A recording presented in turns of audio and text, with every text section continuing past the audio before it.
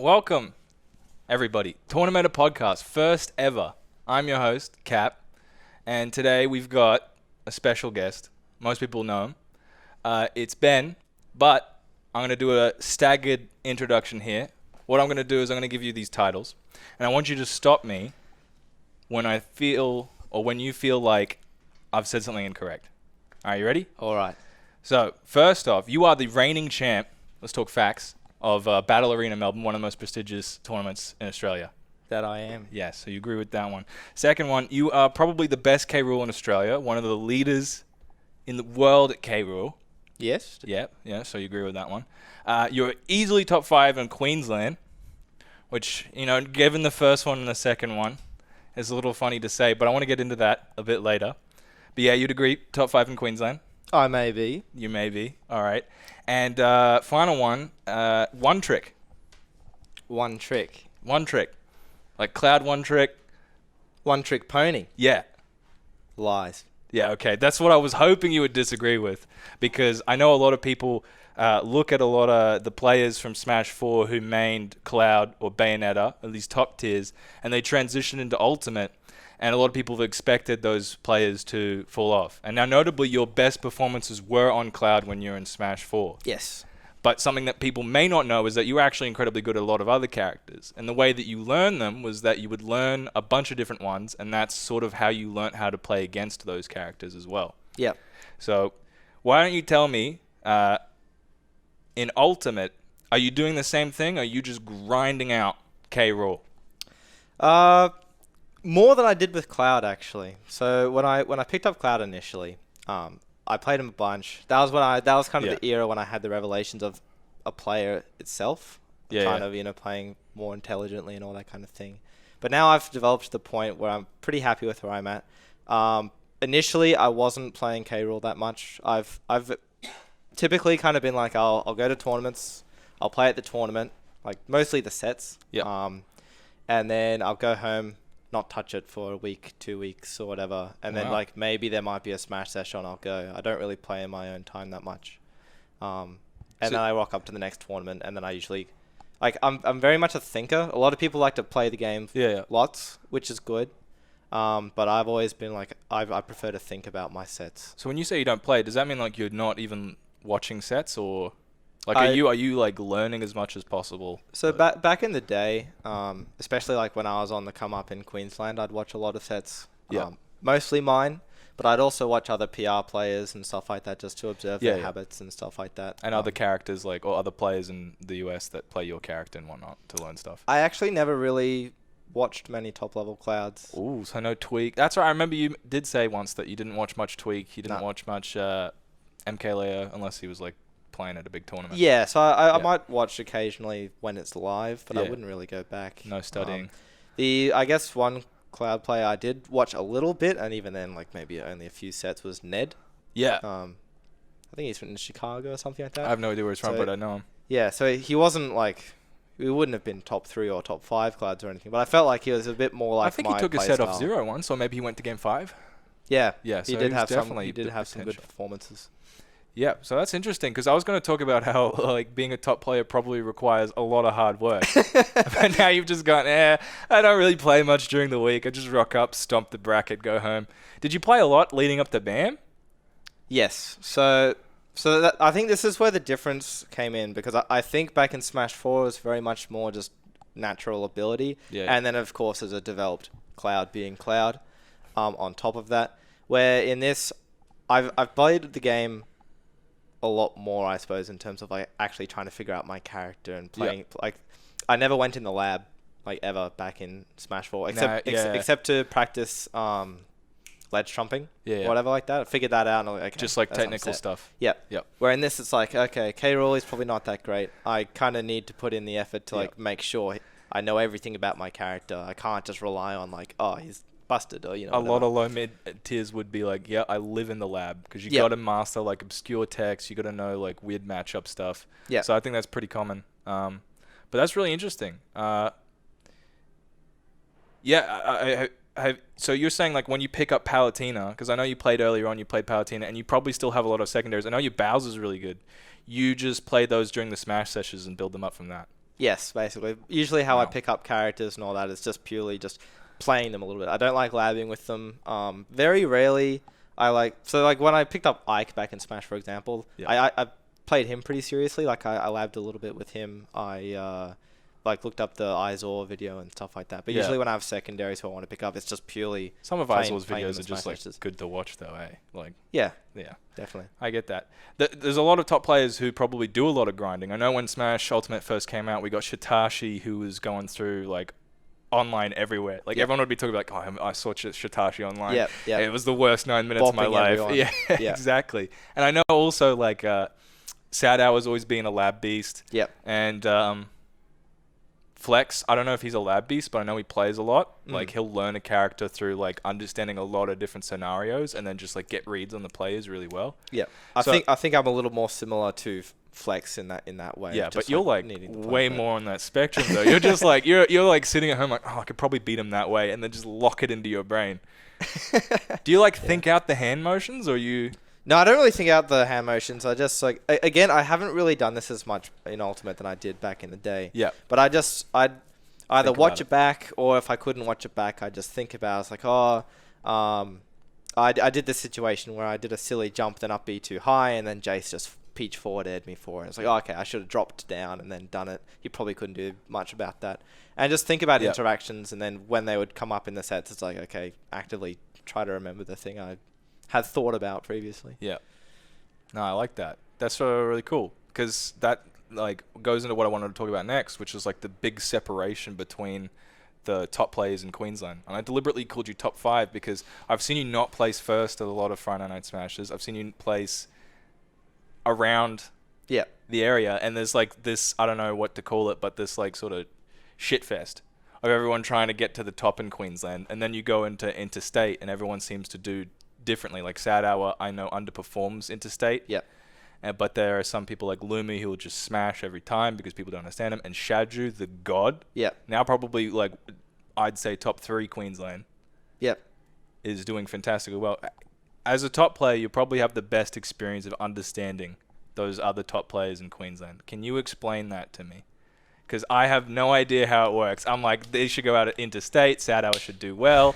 All these things should come together, and it seems like there's something going on in the background that we don't really get. I suppose it just comes up to like player matchups and all like that. Everything that develops in state and out of state as well.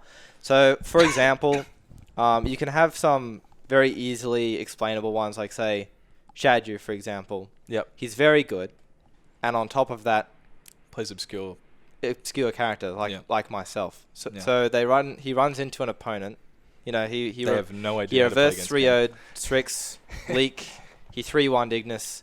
Absolutely nuts. Yeah. And like he's incredible. You can't do that without being incredible. Yeah, you have to be a top 2 player in the first place. But what Queenslanders have the privilege of actually playing him many times, getting onto habits, and also developing counterplay to the character that we're actually used to playing.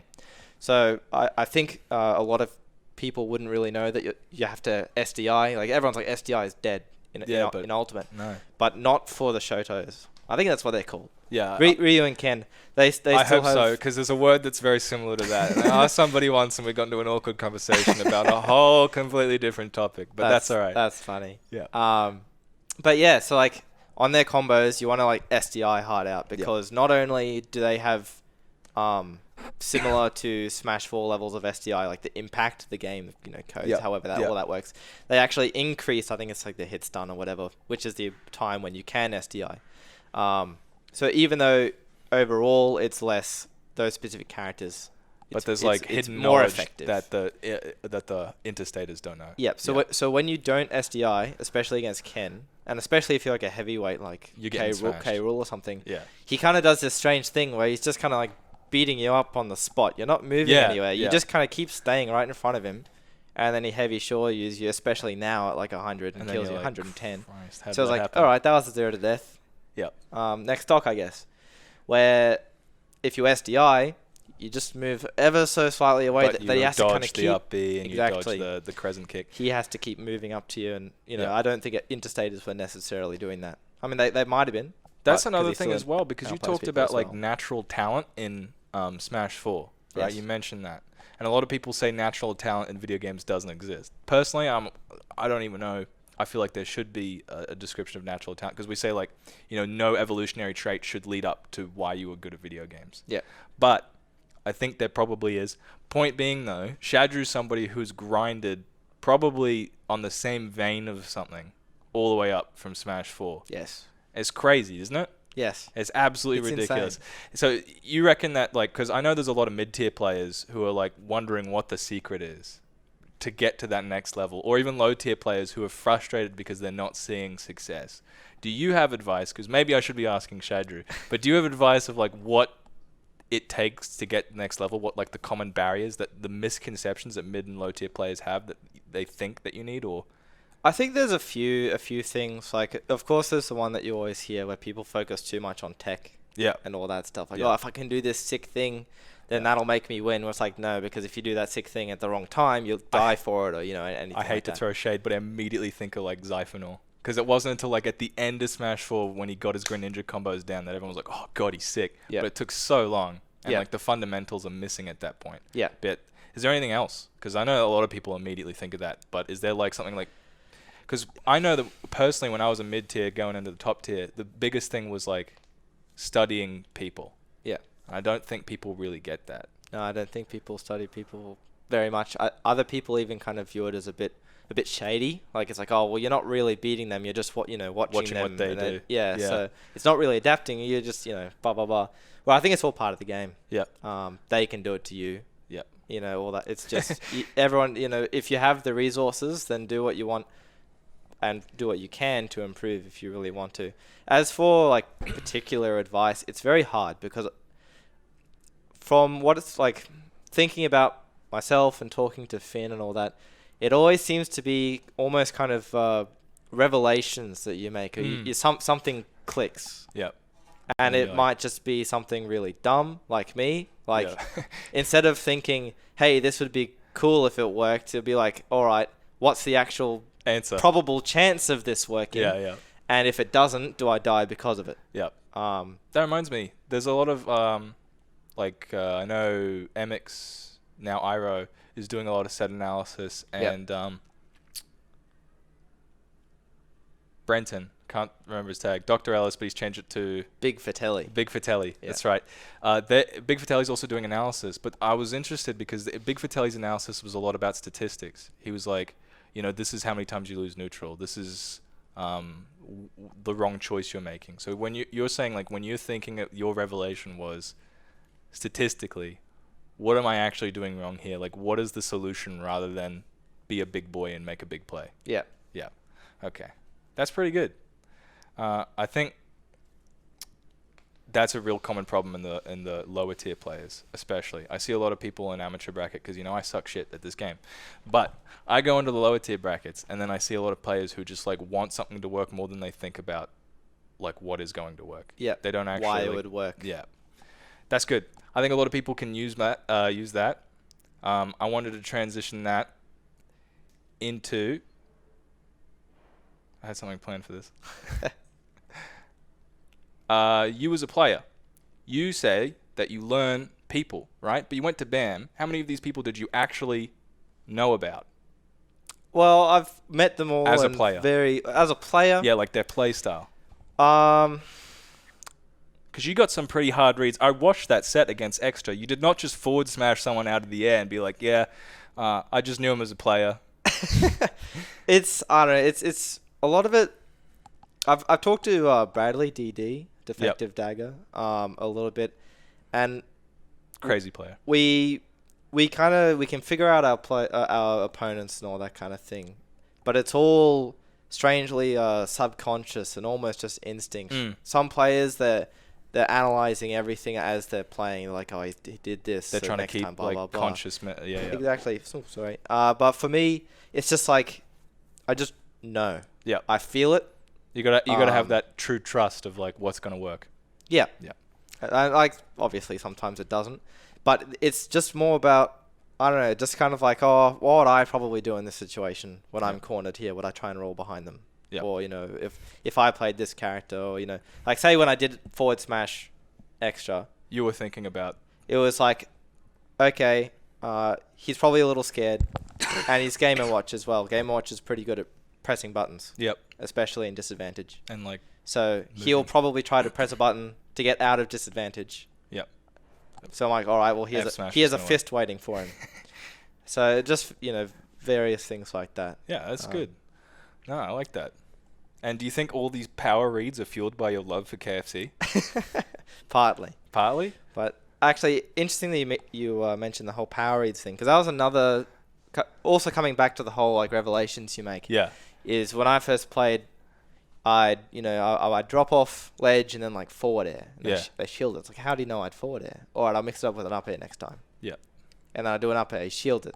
It's like, how did he know I'd do an up air? But he's just shielding.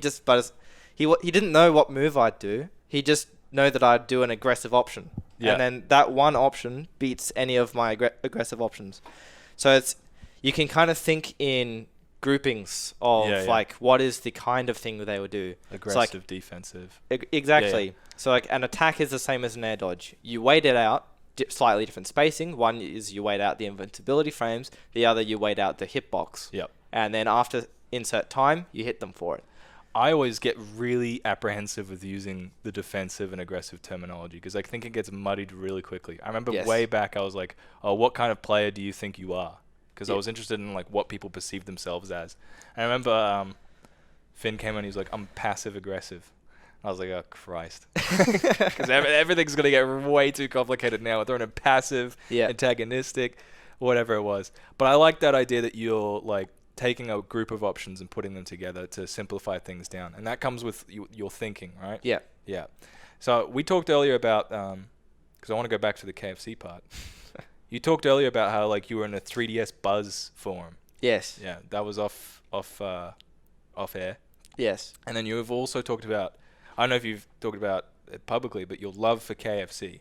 Yes. Most people it's fairly well known. It's fairly well known. Yeah, I don't know.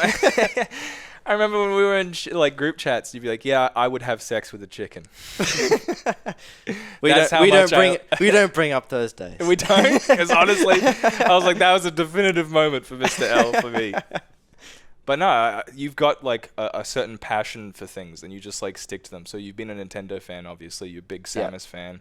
Grew up with Nintendo all my life. Yeah, and then you've also got KFC on there in the list of things that you're hardcore about. Yeah. Is that where you come to your character loyalty? Because you were pretty loyal to Cloud for a really long time, and it made sense. But you've also been loyal in, I think, a lot of like criticism for your character where people say he's no good, he's trash. Well, I think, I don't know. It really depends, because with Cloud, I've always loved winning. You know. Yep. I'll just say it. Yeah.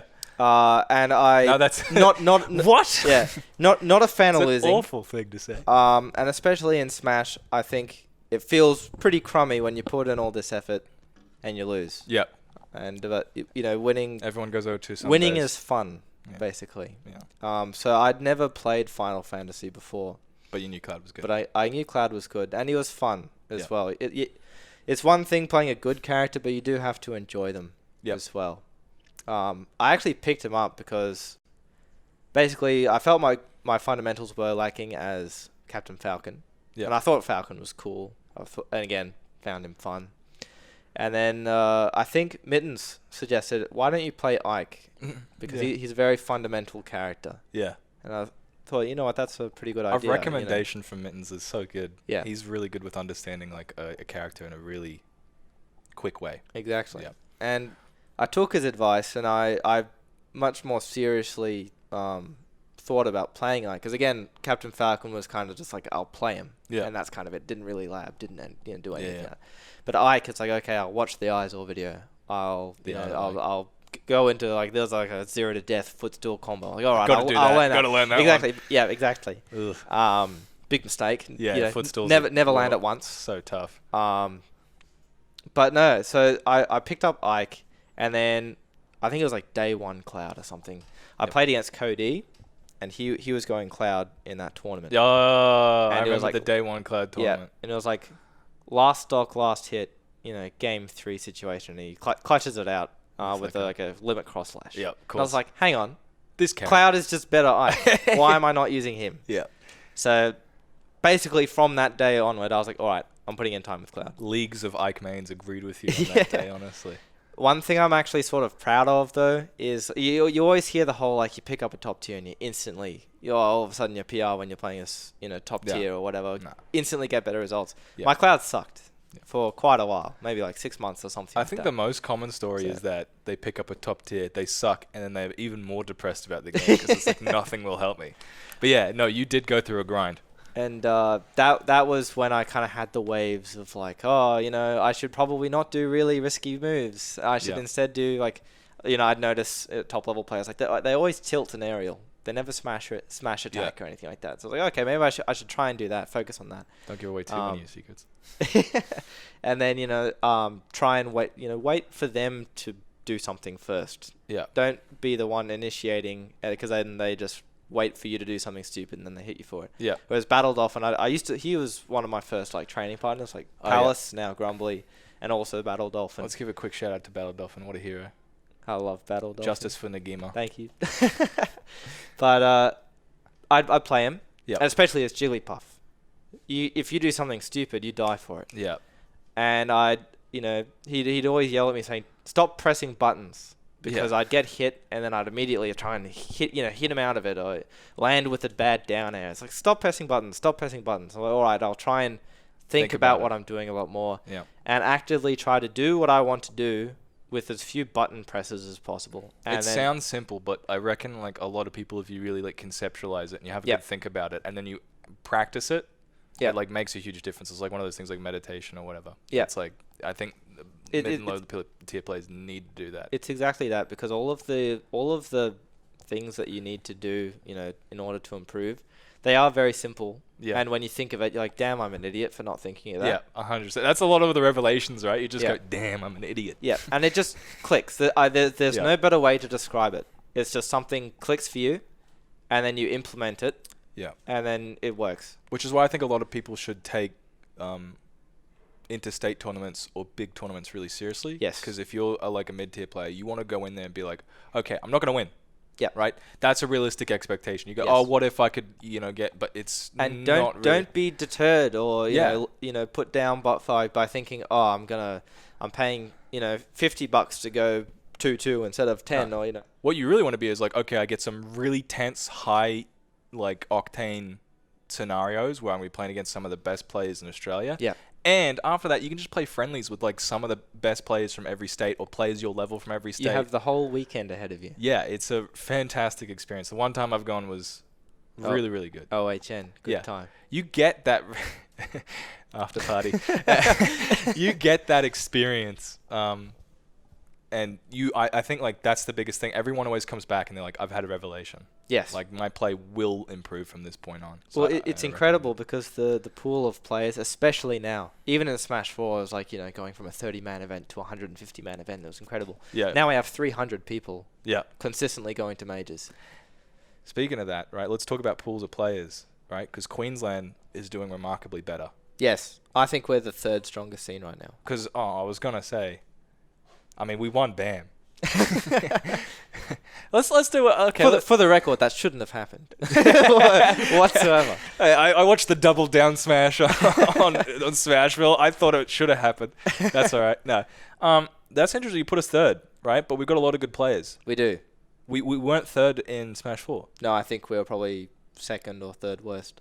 Look, I don't want to throw shade at anyone, but do you reckon the fact that Jace kept a lot of the top tier players subdued with his mastery of the counter picks in Smash 4 was the reason that we couldn't really break out and express our characters better? Or do you think he was required for us as like the biggest bump to get third best state again and sort of like conquer that like ridiculously hard player? No, I think his presence is largely irrelevant in terms of impacting other players and their performances. Yikes. Him being there, of course, it's like, another really solid player in the scene, then by default making Queensland even more stacked. Yeah. But I don't think his counter picking or anything like that necessarily leveled up. I've always described Jace as he's very much a player matchup rather than a character matchup. If you play his Peach or his Rosalina, yeah, that's his Rosalina. You know, you're not playing the typical matchup. That's how I find anyway. That was definitely true. Yeah. And I think that's similar for Shitashi as well. Yeah, we got a couple of players like that. I mean, even Lumi was. I remember Jace used to not complain, but he used to talk about how Lumi and him have differences on their Wii Fit. Yeah. And Lumi's always been more of a slippery Wii Fit, I think. Yeah. Using his movement to try and get in and get his advantages that way. Yeah. But there's a lot of players who play their character differently in Queensland, and that's one of the reasons that they're good. Yeah. So do you think that everyone's sort of like irrelevant to how we bring up mid to low level players or other high tier players, or do you think there are some players who are like they are a necessary hump that raises the level? Like I immediately think of Shitashi. Like if to beat Shitashi, you have to have that next level juice. So I think there are a few kind of specific examples. So I think Shitashi is an incredible test of endurance and patience. Yeah. So once you've developed enough to beat him, especially in the Queensland meta, because we're already a lot more defensive and stuff like that. Yep. I feel like the other states, since they're more aggressive, they can kind of, they can play Chris or just about any Queenslander. We're not really used to that high caliber level of aggressive play. Yeah. So you can catch us off guard. And one player is probably flex. So yeah, exactly. But I think especially like in Queensland, if you've developed enough to actually be patient and not do silly things, don't run into his metal blade and forward smash and stuff like that, then that's already a good indicator of how good you are. And it's like, okay, I think you might be ready for the for the next step to So Sick Nick, huh? So Sick Nick, exactly, one of many new players in the scene who I think are basically PR level already. Yeah. Close to it. Kai Dash, Churapon, to name a few more, with also good Kai wins Dash under their got belts. a big way to go. Yeah. It's a tough one. Going back with more on topic with how like specific players kind of bringing up other people. It's a bit hard. Like, I don't know if Finn or Sad Hour has felt the same, but back in Smash 4, I always kind of considered him my rival. Oh yeah. In terms of like, I need to be beating him. Yeah. I need to be placing the same as him. I need to be one above him on the PR. Rivals definitely are one of the best things for that. Yeah. Yep. And I think in a similar vein, it's not really a rivalry, but I think the 4-on-1, and now we're even seeing it with Buster Move as well. Just a group of friends who are like, we want to get good. Yeah. And that's the goal. So you have those friends meeting up and giving each other advice and all that. And then I think 4-on-1 was a big change in terms of the skill level of Queensland developing. But even with us, that didn't change our like ranking in terms of the states. I think once we had a bunch of 4-on-1 players who were quite good. Yeah. We were still like, out of state performance. It was the change in attitude. So it was a change in attitude. Like, we need to get good. We need to really, because like when you had Jesmo quitting, Lumi was out of action for a while. Even Flex was he's been back now for ages, but he was gone for like a year. Yep. Shitashi as well. Gone. I think to add on that, I want to say the Jace era in a way that doesn't like prescribe responsibility to Jace, but like during the Jace era, a lot of the groups did exist. Like we had Squirtle Squad, we had Big Boys, we had the third one, which were sort of like out of Rocket. Yeah. And I think the groups back then were more about like friends hanging out. They weren't competitive crews or anything like that.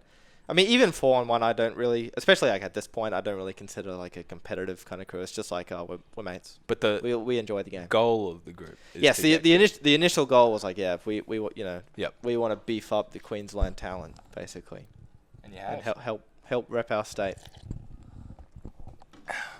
Everyone got a little taste of my water just then. I'm really happy that 4-1's done that. In terms of our skill level, do you reckon that should be encouraged?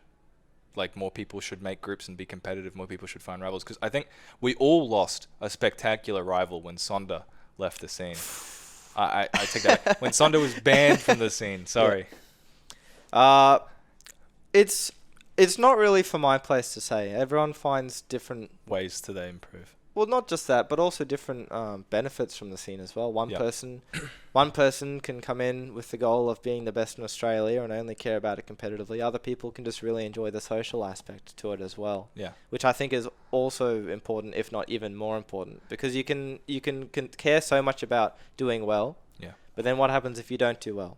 Or what happens if you do well and you don't really have any friends because you don't talk to anyone? It's a very shallow experience. Yeah, no, I definitely get that. No, one of the things I've always cared about the most is commentating.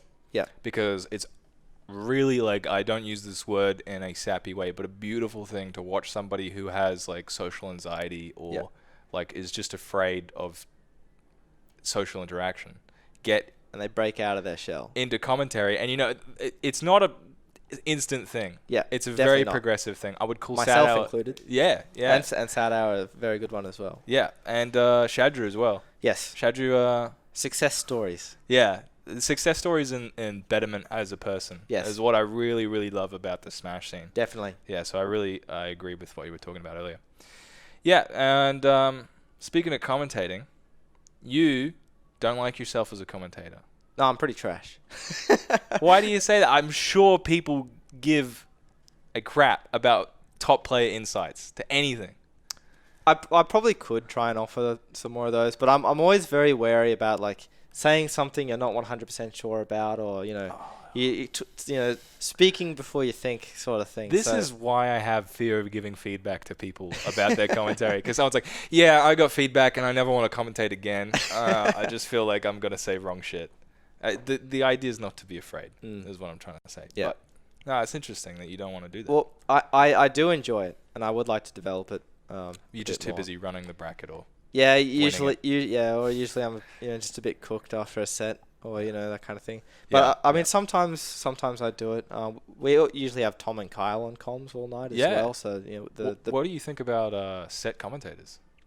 I think it's pretty cool. I reckon it raises I think the bar, if they're comfortable with each other and they're comfortable doing that for that amount of time, they get used to it.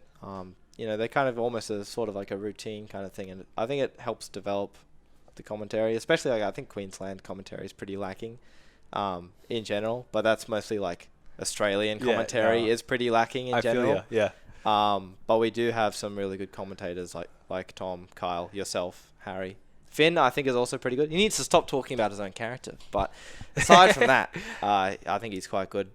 No, I like that. I think you're right. It does raise the bar of quality of commentating. But have you ever what's the longest you've ever done a commentating? I wouldn't be able to remember. Because I'm incredibly impressed by both of them being able to do the whole Friday night match. Because if anyone knows, like, you jump on commentary, you got a lot of energy, you're excited, and you burn out so quickly. Yes. But to keep that energy up for so long is a ridiculous task. Yeah. I'm happy with them. I'm really happy with that. So when I talk about tournaments, right, I instantly think of the Ranbats. Yep. And that makes me think of Couch Warriors. Yep. And that makes me think of how we're sort of getting this, across the eastern seaboard at least, a standard of tournament. We got the Ranbats, we got the monthlies, right? Do you reckon that we'll sort of expect to see more develop around these monthlies, like more of the scene to sort of rotate around this like focal point? Or do you think the weeklies are sort of like, because the weeklies in Queensland were always the thing. Friday Night Smashes is where you go when you come into Queensland. Yep. What do you think the more of the focus is going to be for competitive players? Oh, it is hard to say. So like, as you said, FNS was always the big deal in Queensland.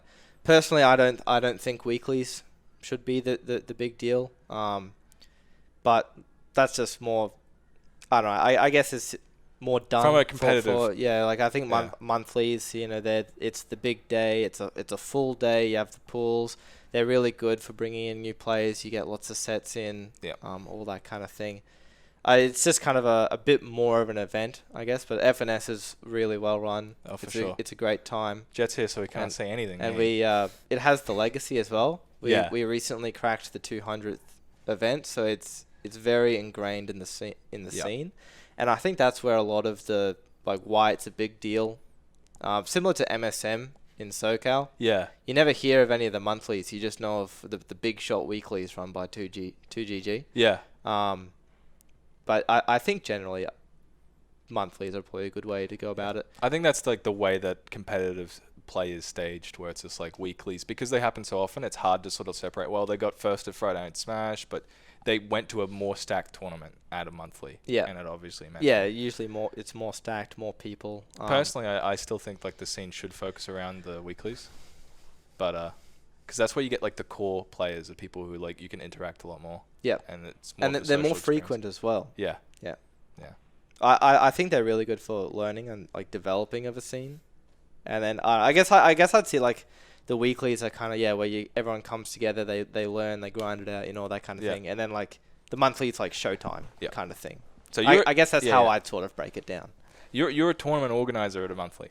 Yes. At this Rambad I'm talking about. Yes. Can we expect any secret news about changes, or is it going to be run the same way? Are we got any surprises coming through? Well, we always like feedback from our events, see if people think something doesn't work or if we should try something new.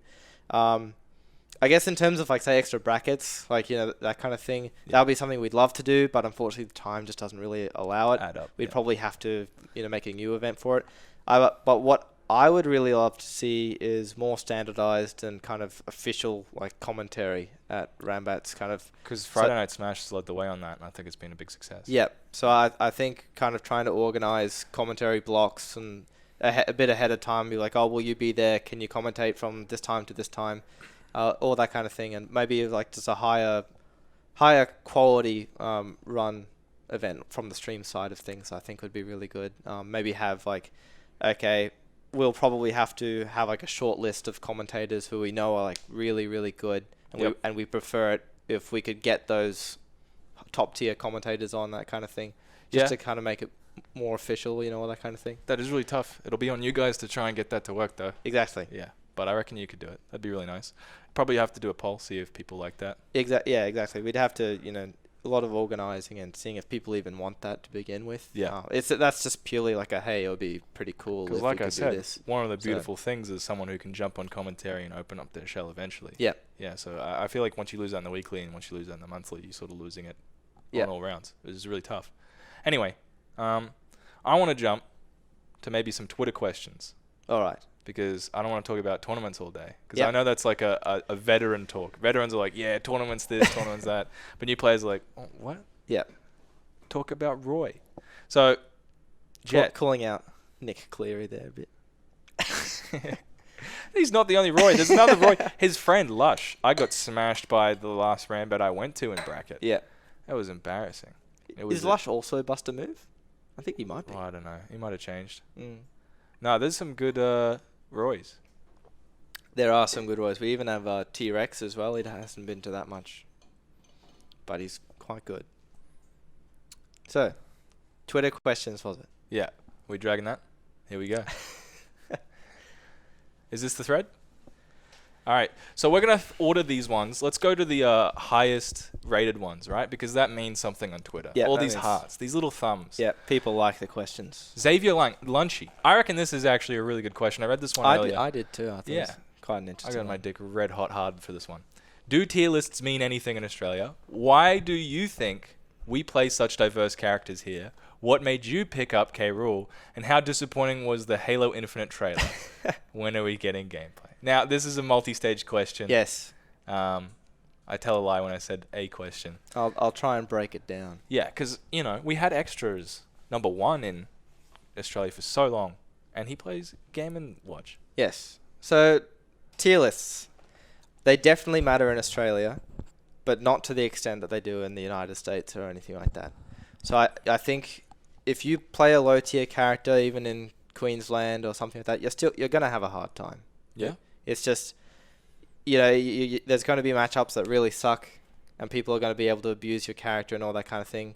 And there's also an element of time. Right now, we're only 6 months in, so you could use the worst character in the game and potentially be PR in your state. We saw the same in Smash 4 as well. But then as time develops, your characters, there's more counterplay. It's a lot more difficult.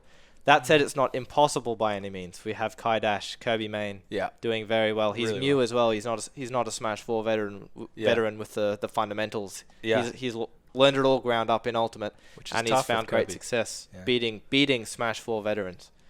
And even to an extent, Rool as well. I think he's not as bad as people say he generally is. Yeah, I mean, but they give him some harsh criticism. They really rip him to shreds. Yeah, but again, he can perform in Australia at this point. You look at the BAM top 8. There was no there was one Palutena, but we didn't have like Inkling, we didn't have Snake, we didn't have all the typical. Yeah, but then the interstaters came in with those high tiers, and we got so it's a little bit less than tiers.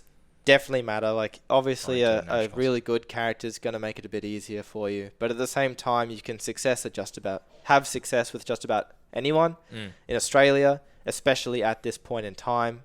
You saw, like, say in Smash 4, Australia was never like super amazing, but you see Extra Beat Foe. Exactly. Yeah.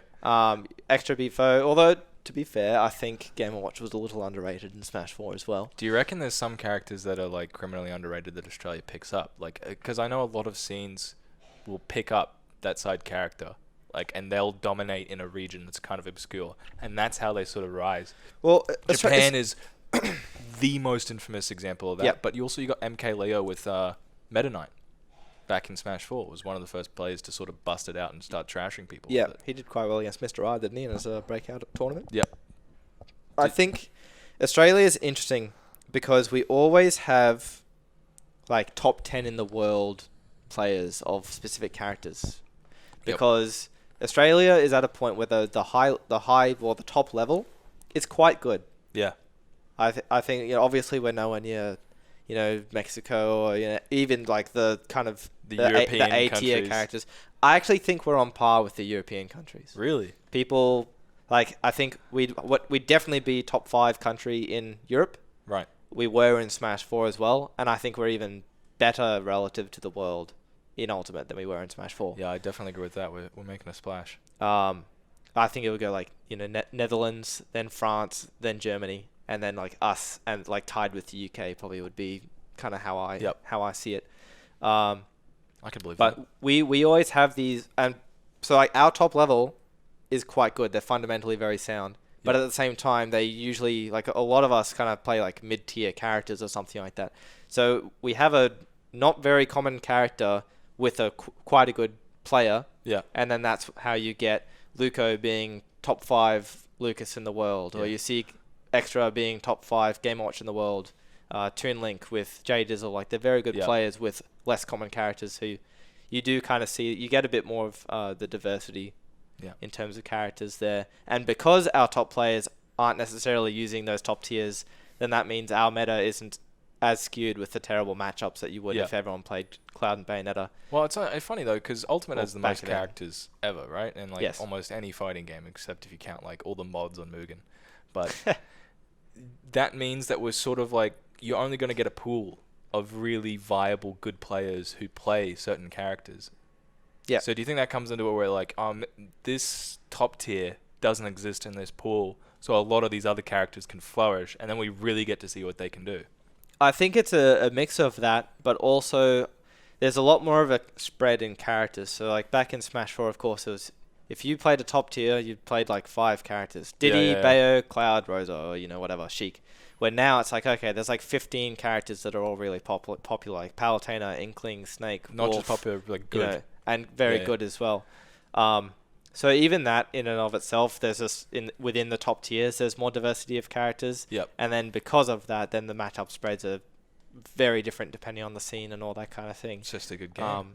I think it's definitely a lot better balanced. So you saw Extra play Game & Watch, and you saw J Dizzle play Toon Link, and you saw all these obscure characters, and you're like, wow, these guys are doing really well. Is that why you picked up Rool?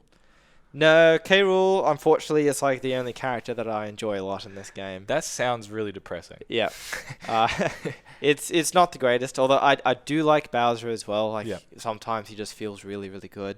And then I forward tilt and I'm like, this sucks. I'm in Smash 4 Bowser. But Rool, by far, I think he kind of fits my playstyle that I developed toward the end of Smash 4 a bit more, of just kind of like playing the player matchup, trying to get in their head. And also, I remember like I saw some FGC quote, whatever, where it's like if you play smart enough for long enough, then you get to sprinkle in some really stupid things in there and have a bit of fun in there as well. And I think that is my play style. So you've got to a T. Secret FGC knowledge. Because I know, like, if you are looking for outside inspiration, the FGC is the first place to go. There are some hella OGs. Yeah. Like, there have been businesses built around just teaching players how to get good at games. Yeah. You have gotten some knowledge in it. Is that a big thing? Like, do you watch other fighting games, or is it? I don't that much. I think I just mostly ran into that quote on Twitter somewhere, which I do spend all my time on. God damn it. But I should look into like the various like books. Daigo wrote a book, didn't he? Yeah, the Art of Being a Winner. I think the biggest takeaway from that book is do not aim to win. That's not how you become a winner. Yep. Aim to learn. Yep. And that's how you can constantly win, because even when you lose, you win. Yep. No, that's good. And I think that's very true, because I think that was my shift.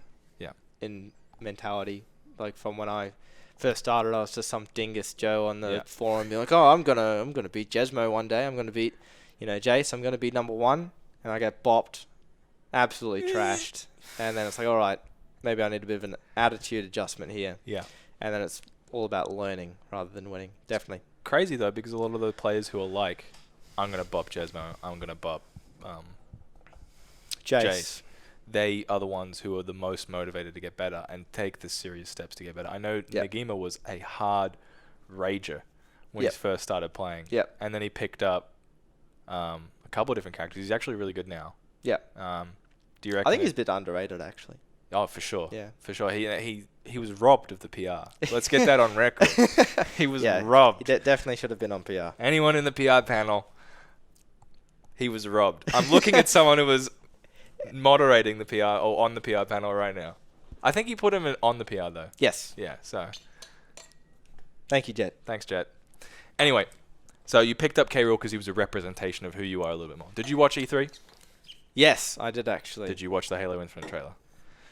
Not at the time, but I did watch it later on. Didn't really know what the hell was going on. Okay. I actually do enjoy Halo quite a bit. I love Halo. Very much a Halo 1 and 2 kind of guy. Oh. But it was pretty disappointing. Really? No gameplay. Oh, listen, guys. It's going to be a looter shooter. It's Halo Infinite. It's obviously like not about Halo as a section of a story. I think we all need to accept that right now.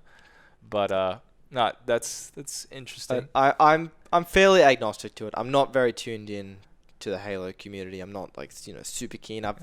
I only own an Xbox 360 because someone like gave it to me like 10 years after it stopped being made. Nah, but it's just careful. But yeah, I'm not super huge on Halo, but I did watch when I did play them. Yes, E3. I'm pretty big on Nintendo. I feel like there's something that we might not have covered so far about the Nintendo E3. That was a bit of an important news. That is Smash related. Oh, I thought you were going to say Luigi's Mansion. That was my favorite. You did. Guigi! So silly. When Guigi melted in the water, the chat was filled with Fs. Which just went for so long. That's so funny. You did say, like, off air as well, you're a huge Luigi's Mansion fan. Yes. I don't get the appeal. Fair honestly, enough. If you don't get a game, then that's usually just end of discussion. I've not played it. You can't do much. I was hoping you can give me some insight about what makes it so fun. It's sort of hard to say, because for me, a lot of the series that I love, I usually only love them because of one game, and then ever since it's like, it's just never been quite the same. Like Paper Mario is a good example. Oh yeah. Which is like, as we were talked before, Mr. L. Yeah. I don't even love the game that much. Because I'm a huge fan of Paper Mario: The Thousand Year Door, but I just still like the series overall. Same with Luigi's Mansion. I love the first one so much. Just I don't know, just getting to explore it, the feel of the game. It's very hard to explain. But it's very different to the sequel, where it's like all mission based and all that. But it's a bit off topic there. No, I feel like a lot of people will listen to that and be like, I completely 100% understand. As like a gamer, I get that. But yeah, you're gonna pick up Banjo. I may. You may. What appeals? Is it the super armor charge that seems completely busted? It's pretty cooked. Yeah. But Did you see he ran through those spikes? Yeah. What a champ. Absolutely insane. But I don't know. Banjo's pretty cool. There's lots of hype about him. I played them like a little bit. I actually like had them like what's it called, the 64 emulator or whatever the hell. Oh, yeah. When I was a kid, I loved playing them. I got stuck in them an hour in or something like that. I've always wanted to actually play them like all the way through properly. But he's pretty cool. Big fan of him. I know Crimson as well is especially keen on him. Absolutely gushing that he's in. Crimson is permanently ejaculating until the release point. No, I the only time I ever played Banjo was at the pub, like the local surf club. Oh yeah. You know how they had those like games set up? Right. It was Jack 3 for the longest time. And right. then one day they had Banjo and Kazooie. That's funny. Anyway, let's move on to the next Twitter question. All right. The next highest rated, Aries. When you hovered on Cloud for that brief... I know the answer to this one, by the way. When you hovered on Cloud for that brief moment before Game 4 in BAM Grands, were you seriously considering it? I was just being a dickhead. Yeah, you were just stalling. That was the hardest momentum cancel I've ever seen. You did like the best game on, and then you got like lost the game. You're just like... I liked it. I was a big fan. I don't know. I really don't enjoy Cloud in this game. I think you could say like, oh, well, he's not broken now, so blah blah blah. But for me, it's the flow of how he plays. He just felt so smooth, so incredible, especially because he was basically an ultimate character in Smash 4. Yeah. But his limit cancelling especially was my favorite, with the shield cancelling and you jump out of it or you double tap B. It was very quick, very fluid. One of the only characters with a dash cancel. Exactly. Yeah. Where in this, I feel like it's very clunky. It's a bit like you kind of cancel it and then there's like a half a second delay and then you can move. It's just, it doesn't feel very good to me. There's definitely a pause here and there between like key moments. Yeah. What are you on? We've scrolled. Right. The highest rate. If there was one piece, I think we've already answered this one because I did like this so much I decided to copy it into my own. But if there was one difference, if there was one piece of advice you could give to your past self when you're up and coming, what would it be? So remember when I said be prepared to reflect back on your childhood? Yep. Your mama and your papa? Yep. When you're but a baby boy, what would you tell yourself?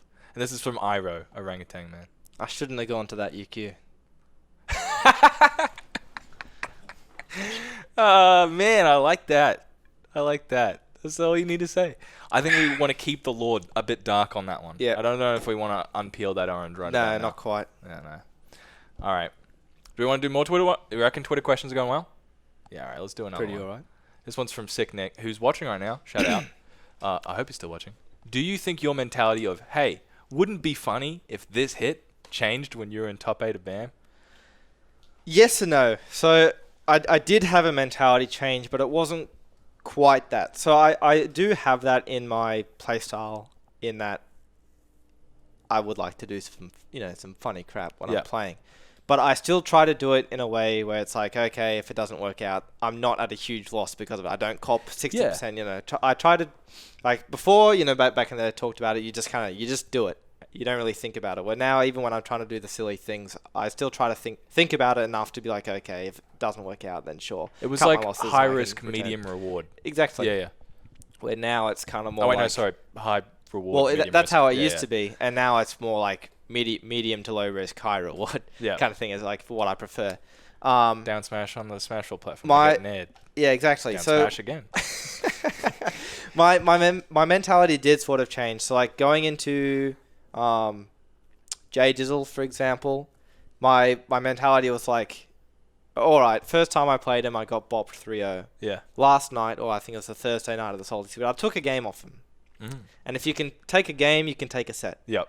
So my, I guess going into it is basically like, okay, I'd like to at least kind of keep up the trend of each time I play him, I've been doing better against him. I feel like I've figured out the matchup a bit more. Yeah. So really, I was like, okay, I'd like to go game 5 with him. That was basically my little goal going into it.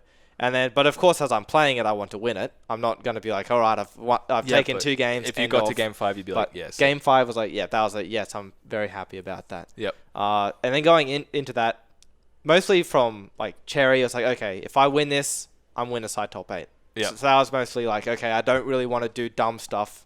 I really want to make sure that I'm playing well. All your I's dotted and whatnot. Yep. Exactly. And then like, cheese him if it works or if I really see the opportunity. Yeah. But don't push for it or anything like that. So like all throughout BAM, I didn't get a single crocodile. I didn't up-B anyone off the top a single time. They don't. Because, well, they didn't jump. And that's all you have to do. Just don't jump above me. You can jump away. Yeah. Or not jump at all. But above. But if you jump above, then I can catch it. And then if you're too slow for the air dodge, and the air dodges already feel pretty slow in this game. Don't give away too many of your secrets. It's fine. I shouldn't be hitting it anyway. So I feel like, yeah, I feel like I really shifted from the... Like, I stopped doing dumb stuff, especially, I'd say, when I was playing True 4. Yeah. But then I kind of slipped back into it a bit in Grands a little bit. But, like, I feel like in Grands, you really caught him off guard with that attitude. Yeah. Yeah. That was really... And then he adjusted to it really well after that, and, like, double 3-stocked me after that. Yeah, So Christ, like, it looked scary. Yeah. So I was like, okay, I really need to cut the crap now. Yeah. And then really just, put in my all. Not that I wasn't putting in my all before, but just like make sure that I'm not doing any silly things whatsoever. After the next, after those 2-3 AOs or 3 stocks, did you expect to win? It's hard to say. I still had a set to work with there. But I was kind of like, okay, this could very likely just be a quick reverse 3-0 in this set, and then I'll have to reset my attitude. Yeah. The next set. But going after the double 3 stock, it's like, okay, he's caught on to my, my tactics and all my silly things. I really need to pull my head in. Yep. And like, especially like the start of game 4, I was like, I need to win this neutral exchange and then push it. Yeah, yeah. And then I feel like that exchange was probably one of the best exchanges in that tournament for me, I think. Just because of like how we were moving around each other and not committing too much. Do you think that was like the most enjoyable set you've ever played? I think my most enjoyable set was against True 4. Ooh. I feel like I played my best against True 4 as well. Wow. Because I knew going into him, like, the cheese wouldn't work. Yeah. He's too smart of a player. They're all smart players, but at this Khan level, especially, he's big-brained. It's anime. And that's really anime.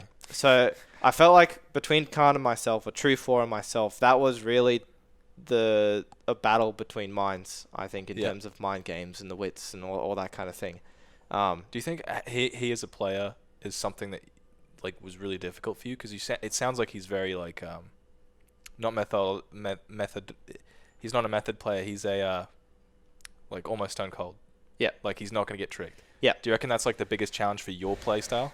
Yes. Yeah. Because if I think that's a lot of my strength of being able to kind of pull a fast one on someone and cheese them out here and there because of that. Where if they're very concentrated and very especially confident as well, if you're not confident against K. Rool, then that's kind of the beginning of the end. Yeah.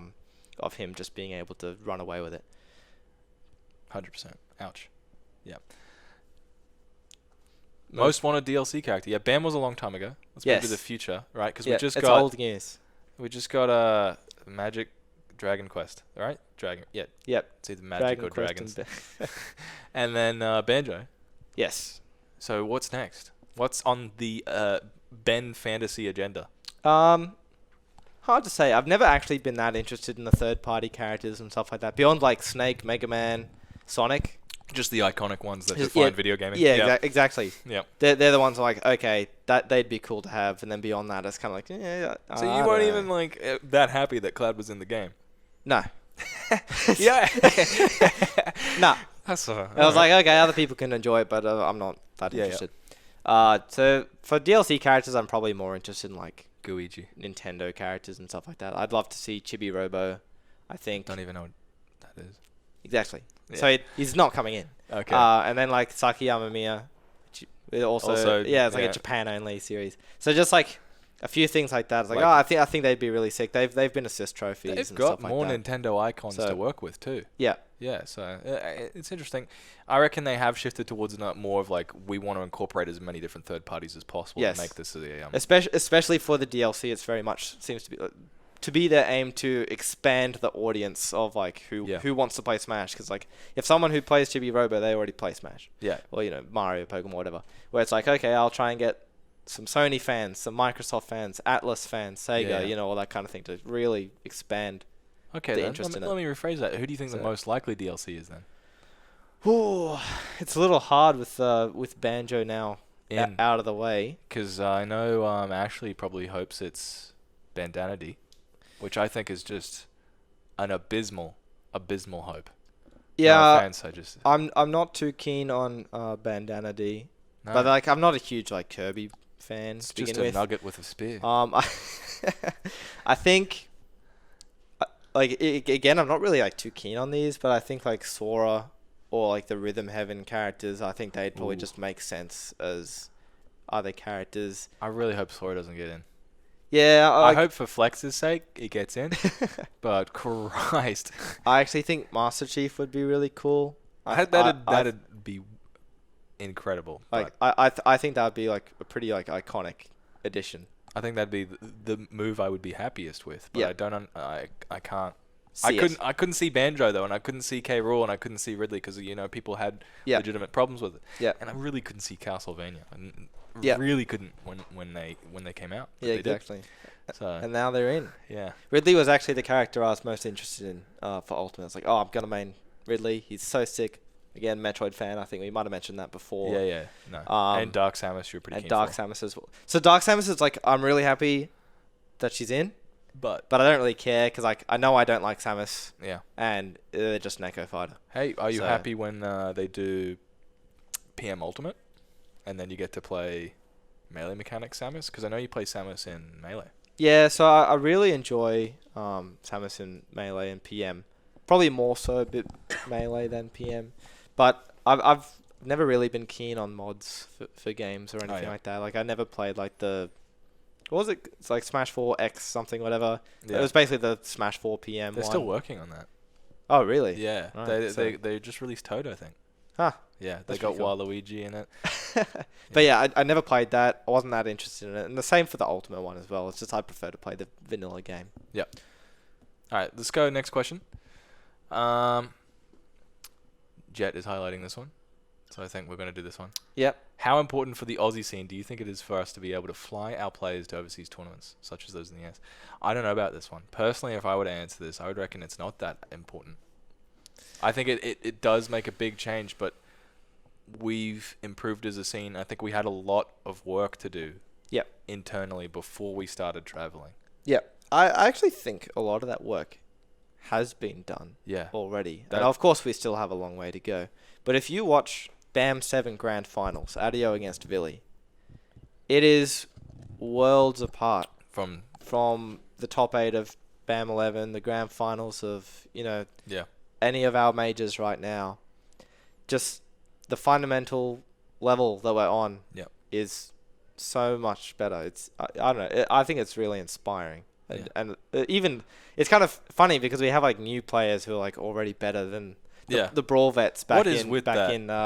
It's very, very interesting. Yeah. But I think traveling to the US, it's important in that it's really good to get the experience of the higher level players and all that kind of thing. The same reason I travel interstate. Exactly. Yeah. It plays the same sort of role, but at the current, like how it is currently when it's just like once a year, then that's just not enough. Technically, you have traveled to the US before. Yes, but that was with my family though, so it was a little different. I mean, you did play against John Numbers. That is true. Yeah. I got to play against a few pretty good players, but I think at the frequency that we currently travel, especially because we keep swapping out who's traveling, it doesn't. I don't think it's really done much for them as a player, except for maybe again the realizations, the revelations that they make. Because sometimes those can dissipate when you come back to the scene as well. Yeah, that's one of the toughest things when you see someone come back and like they're really killing it, or they come back and they're not doing well. Yeah, and it's like. It's not that the revelation wasn't true. It's just like it's hard to bring back all that knowledge. And a lot of the times that person has a lot of responsibility to be like, all right, you're going to go and get good overseas because we're paying for you to go. Yeah. You come back and you're going to kill it because you got better. Yeah. That's a really tough responsibility. Yeah. I actually think traveling to Europe it should be a much higher priority for Australia right now than traveling to the US. It's similarly expensive, which is a bit unfortunate. Yeah. Just because probably the quality of the events and stuff wouldn't be quite the same as the US, and of course you don't have the top US players there. But I think because they're much more on our level, I think we'd get a lot more just from being amongst people who are just as good as you, if not a little better, and then playing a lot with them, you learn a lot more, I think, than just simply getting bopped. Look at Truefall, for example. Yeah. He was already quite good, maybe like mid to high level Germany, and then he goes to Australia. There's like 50 players on his level. Yeah. Instead of maybe like 3 or 5 or whatever. In Germany. And he can play through all these different characters, these player matchups, all this, and he learns so much. Yeah. And he not only him, but they improve as well, especially in like Victoria when he was there. And they all just leveled up together. Yep. Germany is really stacked, and Truefall is probably like top 3 in Germany right now. Well, he got it from us. He recently... Well, there was an Australian level up of just all these players at his level that he got to play so often, especially traveling to all the scenes as well. That would have been done really well. Yeah. And then he recently won the European major over like Netherlands best, Germany's best. I think one of the best in Luxembourg was there as well. So it wasn't like one of the most stacked ones out there. No, but he still beat Meru. That's an incredible win. Yeah. Which he may not have been able to do before he left for Australia. Maybe it's because of his trip that he actually did that. Exactly. I think that's definitely true. So I think, and again, that's to do with his frequency of traveling as well. Yeah. To a place of similar skill level, which we just don't get if from sending to the US like once a year. I don't think it's really worth it. Same with like funding international players to come. I think if they want to come on their own accord, then we won't say no or anything. Yeah. But paying like $3,000 for one person, it's tough. Yeah, that's why when you said like go to Europe, I was immediately thinking, we should probably go to Japan. It's probably price wise a lot better. Japan as well. Like I think Japan over US. Yeah. Of just pure logistics. The biggest problem for Japan though is the incentives. If you're getting sent to Japan, you're not raking the winnings because of the gambling rules there. Yeah. A lot of the tournaments have to actually be 100%. But at the same time, we're not going to be winning anything in the US as well. So yeah. So maybe you want to go for the play. Yeah. And especially as we're talking, you want to go to learn, not to win. Yep. And I think Japan is probably the best place to go learn. Yes. Because you got so many characters and they're all really good. Yeah. Yeah. Definitely. Okay, let's bring it back to Australia. Yep. I think we're going to do an explain this image segment. I know very little about that image. Oh, the other image. I think I may know about that image. It's not your pants from UQ. There's a couple Thank images. Goodness. We don't want to see that image. I think there's a couple images. One of the ones I really want to see is the one where you go to jail. All right. Spoiler alert. That one is almost already completely explained. Is the which image is that? Is that the bail price, or is that? I actually didn't. Yeah. So explain this image. Do we have a little? I'll do a little tune. Explain this image. All right. We got picked up by the police for wandering around Dapto at 3 a.m. Yeah. All right. So how did this? Cat's happen? out of the bag. It's basically a meme. We didn't. So that was Crimson with myself. We didn't actually get arrested. We were walking along, again like 3 a.m. That part's true. Yeah. And the police car comes by, and we actually joked like, how funny would it be if they, just like pulled back around and started like, "Oi, what are you doing?" And they did. And they asked what the hell we're doing. Well, they were nice about it. Mm-hmm. And we said, "Oh, we're heading to our mate's place like at 3 a.m. It's like, yeah. Where are you headed?" And it's like, "Oh, the dump," because like he's like the security guy. Well, it's a scrap yard for like broken cars, so they sell the old parts. Terrible excuse. Exactly. So like, we're headed there, and like we've actually got this body to put away. And it was not a bit suspicious. Especially like people break into that place all the time to steal parts. So, like, exactly.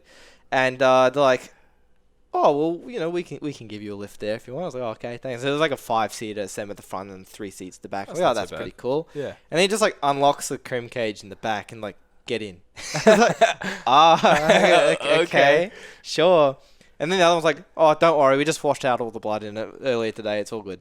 I was like, "Oh, did you meme? Are you serious?" And they're like, "Oh, that's pretty funny." And we get in, it's like wet. It's like, oh, okay, no. All right. So let's just you find like a thumb. We were actually walking the wrong way. Okay. So I missed the turn. So when I said, "Oh, we're getting," we're just going up there to our friend's mate, and they're like, so fishy. And we're like, That's the other way, buddy. I'm like, oh. My bad. But so... Just arrest me now. Yeah, exactly. And they're like, oh, your friend better be there when we get there. So I gave him a quick call in the crim cage and woke him up. And I was like, oh, yeah, can you please be here so we don't get arrested? And he was. So then like, all right, checks out. Have a good evening. And then Andrew, Dapto Dog, who was hosting us, he was a good sport.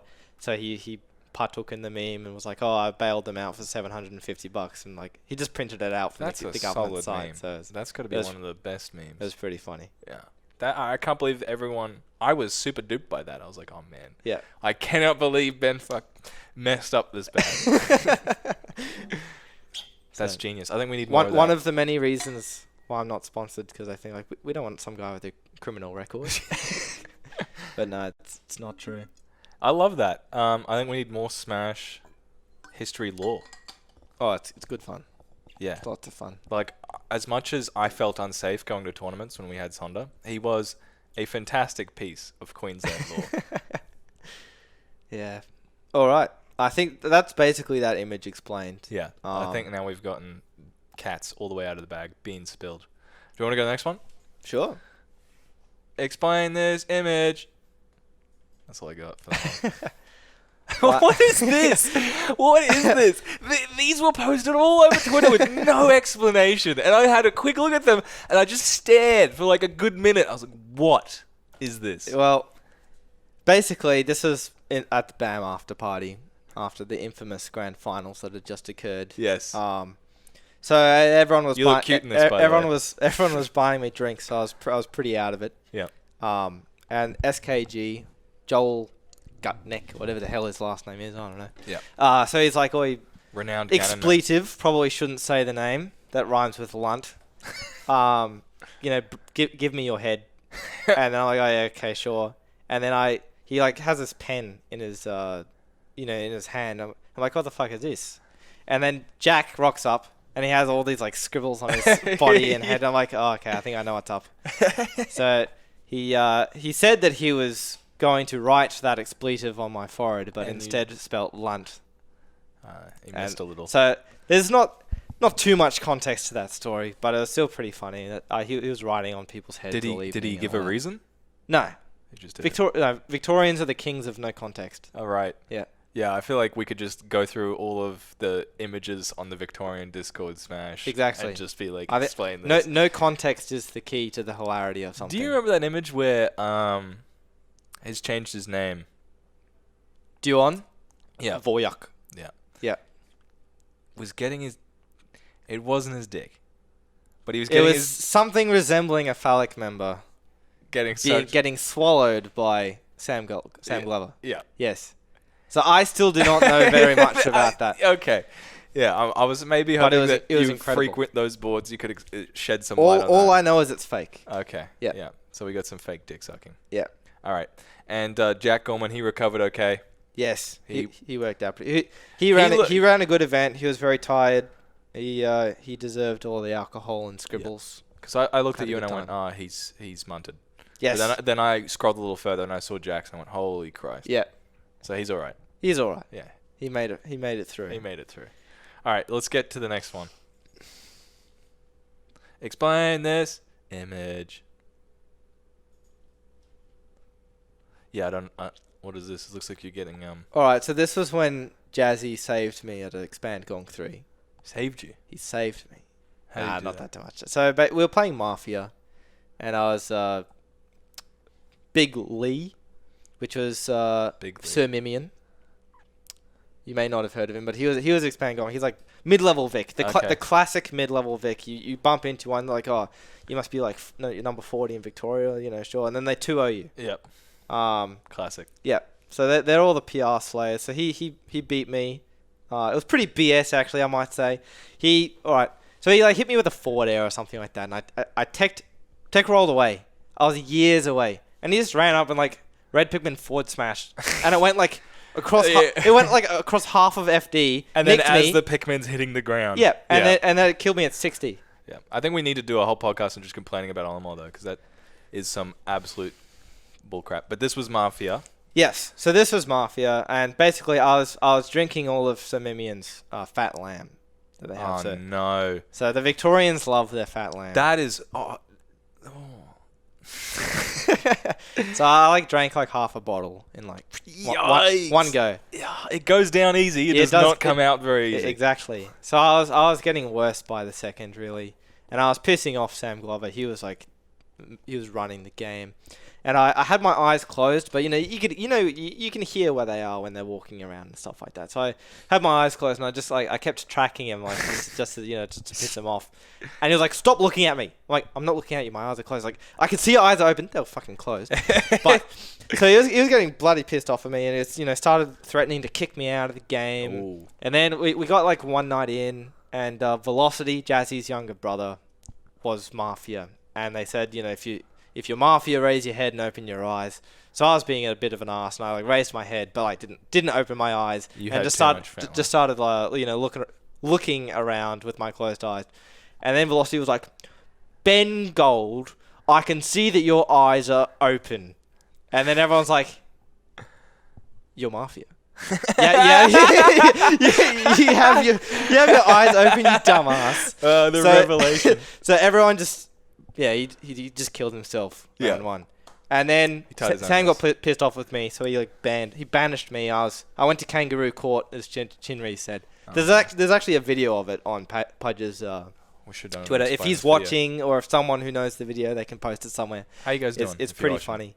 But basically, I was getting obscenely upset that no one believed me when I thought that Sir Mimian was Jester. So are you familiar with the Mafia roles? Yeah, I love doing the Jester. So the Jester is where you basically want to get yourself lynched. Yeah. Okay, can I just give out a pro strat? The best strategy you can do is day one, claim a position and say someone else's Mafia. Claim you're a detective and someone else's Mafia. Yeah. And have no other reasoning other than that. Exactly. And then that's how you get hung. And so I was convinced that he was Jester. And I gave all this incredible evidence. It was such a convincing case. But no, everyone just ignored me because I was drunk. Yeah. So I was as they should. I'm not gonna lie. It was bringing tears to my eyes. You can I'm crying in that image. Please. I was so upset that no one believed me. I turned out to be wrong, but I was so sure of it, and it was just heartbreaking. It's heartbreaking to be wrong, or it was heartbreaking that no one was listening to you? Both, but more so the listening to me. I was still pretty impressed with my line of thinking. It was rock solid. It just didn't happen to be right. So this was kangaroo court that I was in. He was pulling me back. I tried to get back into he banned me already from the game. He said, "Shut up, you can't talk. You're not in the circle." I kept trying to get it back in the circle. I needed to make the case. And Jazzy, I think he might have volunteered to DQ himself. He was sitting on me for 20 minutes trying to make sure that I couldn't move. So he was pulling me back, making sure that I couldn't fuck around. Yep. So that's basically the context of that image. For more context, there is a video somewhere. I'm pretty sure Pudge uploaded it on YouTube somewhere. It's pretty funny. And that's also where the "I am the conch" comes from as well. I am the conch. Well, because they kept talking over me, so I grabbed the conch. I tried to say I have the conch. But I am the conch came out instead. I really think they were right to not listen to you about the Chester. The more I'm hearing, the video is more confusing. All right. Let's go to the next image to explain. All right. Explain this image. Oh, no. All right, so this is the OHN after party. Yeah. I must say that their Sunday evening special is deadly. So it is... It's 20 chicken wings, buffalo wings. Yeah. With this incredible blue cheese sauce and 2 cans of beers for $12. Yep. That's nuts. That's unbelievable. And 20 wings. That's less than $1 a wing. I had so many of those, and I even got Scary Canaries was the place it was called. Yes, shout out to them if you're listening. Give us a sponsor. I talked to some Sydney people. I was like, "Oh, that was incredible. You need to go back." Then it's not that great. I was like, "No, what? Sydney you're people kidding." But we did get booted out early because lockout laws. So that would be probably midnight or something like that. Yeah. So I was a bit tired, a bit cooked, and I thought I'd have a bit of a lie down after a hard night out. So, no. So again, not too much context surrounding it, but it was a good time. and I had a few too many drinks. Well, they had the Scary Canary. Do you remember what they were called? The jars. They had the mason jars with the I Red, don't remember Red what Bull. they're called. But they had a few of those. They were also deadly. Yeah, they were pretty funny. I remember everyone stole, not Ignis. Whose hat? Invisy's. The man himself. I think that's like you really are an Australian Smash player when you have stolen and gotten a picture with Invisy's hat. Yeah. He's still on it. You have to do it. If you go out of state and it's he's like a there, necessary thing. you have to do it. It's just part of the experience. I remember, because we were smart and actually went to the after party and got munted. Yeah. But I remember Seymour Putz, who beat me to get into top 32, got munted the night before. Yeah. And then came in, and he still won a set, I'm pretty sure. I don't know if he won a set before fighting Joe, but I remember he went game 5 with Joe. I think he did. Who was like top 5 in Sydney at that point. I was like, this is insane. Yeah. And he was like, I asked him about it later. He's like, I don't remember it. Nah. Yeah. Yeah. And so like that Sunday was, I think I went 0-1. Like I came in through losers, and then I had Ricky, round 1. Yeah. The first of many times that he has eliminated me game 5 from losers out of major. Like I think out of my 10 majors that I've been to, he's eliminated me like 4 of them. The odds. I don't know. So he's a bit of a, I don't know if I've ever beaten him. He's my bracket demon, I guess, interstate, I'd say. Your interstate rival, maybe. Yeah. Exactly. No, I remember at the OHN after party, someone, I won't say their name, but they offered me their card, and they're like, hey, if you buy me a drink, like from the thing, because I don't know, they were elsewhere talking to people. If you buy a drink, one of the Scary Canary drinks, for me, then you can buy yourself one too. I think that might have been me. And so I thought, all right, might as well. They gave me their card, and I went up to it. It declined. Oh, no, that wasn't me. And there was like a huge line behind me as well, so I didn't want to keep up the line. I didn't want to go out and then wait again. So I ended up copping both drinks. It's supposed to be a free drink for me. I don't know. So that was one of the main contributors to that as well. Yeah. I think I spent like $200 at the. That's a lot of chicken wings. Yes. I think I shouted like one person a beer, so the rest of it was just purely on me. I'm gonna make you decide what was the best interstate tournament experience you've had. Oh, Don't say BAM just because you won. Talk about just the community and the experience that. All right. Well, I was actually going to break it down to the various aspects because there's so many. All right. Well, do that. So obviously, we'll get the obvious one out of the way. Pure tournament run. BAM. Yep. Done and dusted. But then you have, I think, the overall like weekend experience. I think Expand Gong 3 takes the cake for that. Okay. I think just that how the event was like, I had a really good time just on the day with the friendlies, you know, it going well, watching top 8. Top 8 especially, foe against Extra as well. An incredible grand finals to watch. I think you've asked most people who go to Expand Gongs, they're like, the experience is incredible. Like going for the weekend. Yeah. And it's sort of like Brisbane where there's not much there. Yeah. But the event itself is really good. Really fun. And then again, that image just before was from the Saturday night of Expand Gong. So that was actually before my run to 9th, which at that point was my best run ever. Yeah. And I had like 5 hours sleep, the magic number. I keep bringing this up here and there. 5 hours sleep. 5 hours sleep, I think, is the magic number to for unlock performance. dragon mode. Maybe not other things. You don't want to be driving on 5 hours sleep and all that stuff. But tournament setting, 5 hours sleep. Yeah. Is I don't know. That was when I first won. But that was when I first like double eliminated Jace. That was the EG3. That was BAM. Like, it's always been 5 hours sleep. I think you might have single-handedly encouraged a lot of terrible sleeping habits in Queensland. But no, I definitely understand that. The one tournament, my first ever breakout UQ tournament, where I started like taking games off of Lumi and stuff. I was like, I don't want to go because I'd only gotten like 4 or 5 or 6, and I was like, not happening. And then I woke up and I was like, I was wide awake at that point. I just went, might as well go now. You kind of feel dead the whole day, but when you're playing, it's kind of like you take emotion away. It's I think you're too tired to be scared. For starters. And I think another thing, the brain must do something to be like, oh, this person's like underperforming, so I'm gonna like, here's all these doodads and stuff yeah. that the brain's going to be sending to the body to make sure it I think as performs. well, you got to be careful because it's something that you might be good at as someone who plays the player, and you said that you have to trust your instincts in a lot of stuff. Yeah. So that might be a way where you like cut out the anxiety thoughts and the like conscious mind trying to overrule and double guessing yourself. Purely on what's going on between you and the opponent. Yeah. So try it out, everybody, especially against me in bracket. Yeah. If you want to have a bad day but good results, 5 hours sleep is the go. Is there a lot of sacrifice in being a good player besides the 5 hours sleep? Nah. God damn. I had this whole thing where like I don't think these mid and low tier players really respect how much top players give in, but Nah. I don't know. I think as a top player you have to be a bit more careful about what you say about things. About people especially. Not that you want to be saying bad things about people, but just especially if people kind of like... Again, we don't really have this in Australia, which is really good, but America has like a top player culture kind of thing. Like what they say is gospel. Yeah. And I think we should really discourage that as much as possible in the Australian scene. Just be like, they're not a top player, they're just a person. And are they a good person? Then if so, good. If not, ignore them. Don't be like, oh, they're kind of, but so they're a top player, so you're telling people not to respect your opinion. Well, they probably shouldn't.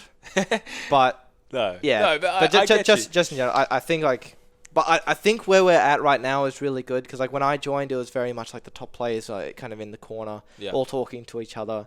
I mean, we still obviously. Even Queensland was marginally better than other states, I think. Yeah. And then I think a lot of the skill levels sort of caught up in the other states, especially at the start of Smash 4 and then progressing up so that like you would be in a group of whoever's always going to be good. Yeah, and especially with Smash 4 dying as well, it really made everyone... It made everyone just appreciate the scene that much more. It's like, this isn't for granted. You know, everyone's going to lose interest if we're not very nice to people or at least don't like... actively be nice to people, then people rock up. If they might lose or they might do well, but most likely when you're new, you probably won't do that well. Yeah, so you gotta like be there as the. Yeah, you didn't meet anyone. Yeah. And then you just lost. You paid $20. You go home. You didn't have a good time. Exactly. Yeah. So looking out for young players. I mean the new players. So like particularly when Ultimate first came out, I tried to put in a solid effort of like trying to talk to people. I've been a bit lazy with that lately, but I'm really happy with how Queensland is with like everyone kind of knows each other and that everyone there's friend groups, like everyone's friends with each other, but people have kind of developed bonds with particular people as well. Like it's not just like you rock up, you lose, you leave kind of thing. There's a lot more of a social reason to be there, which is really good.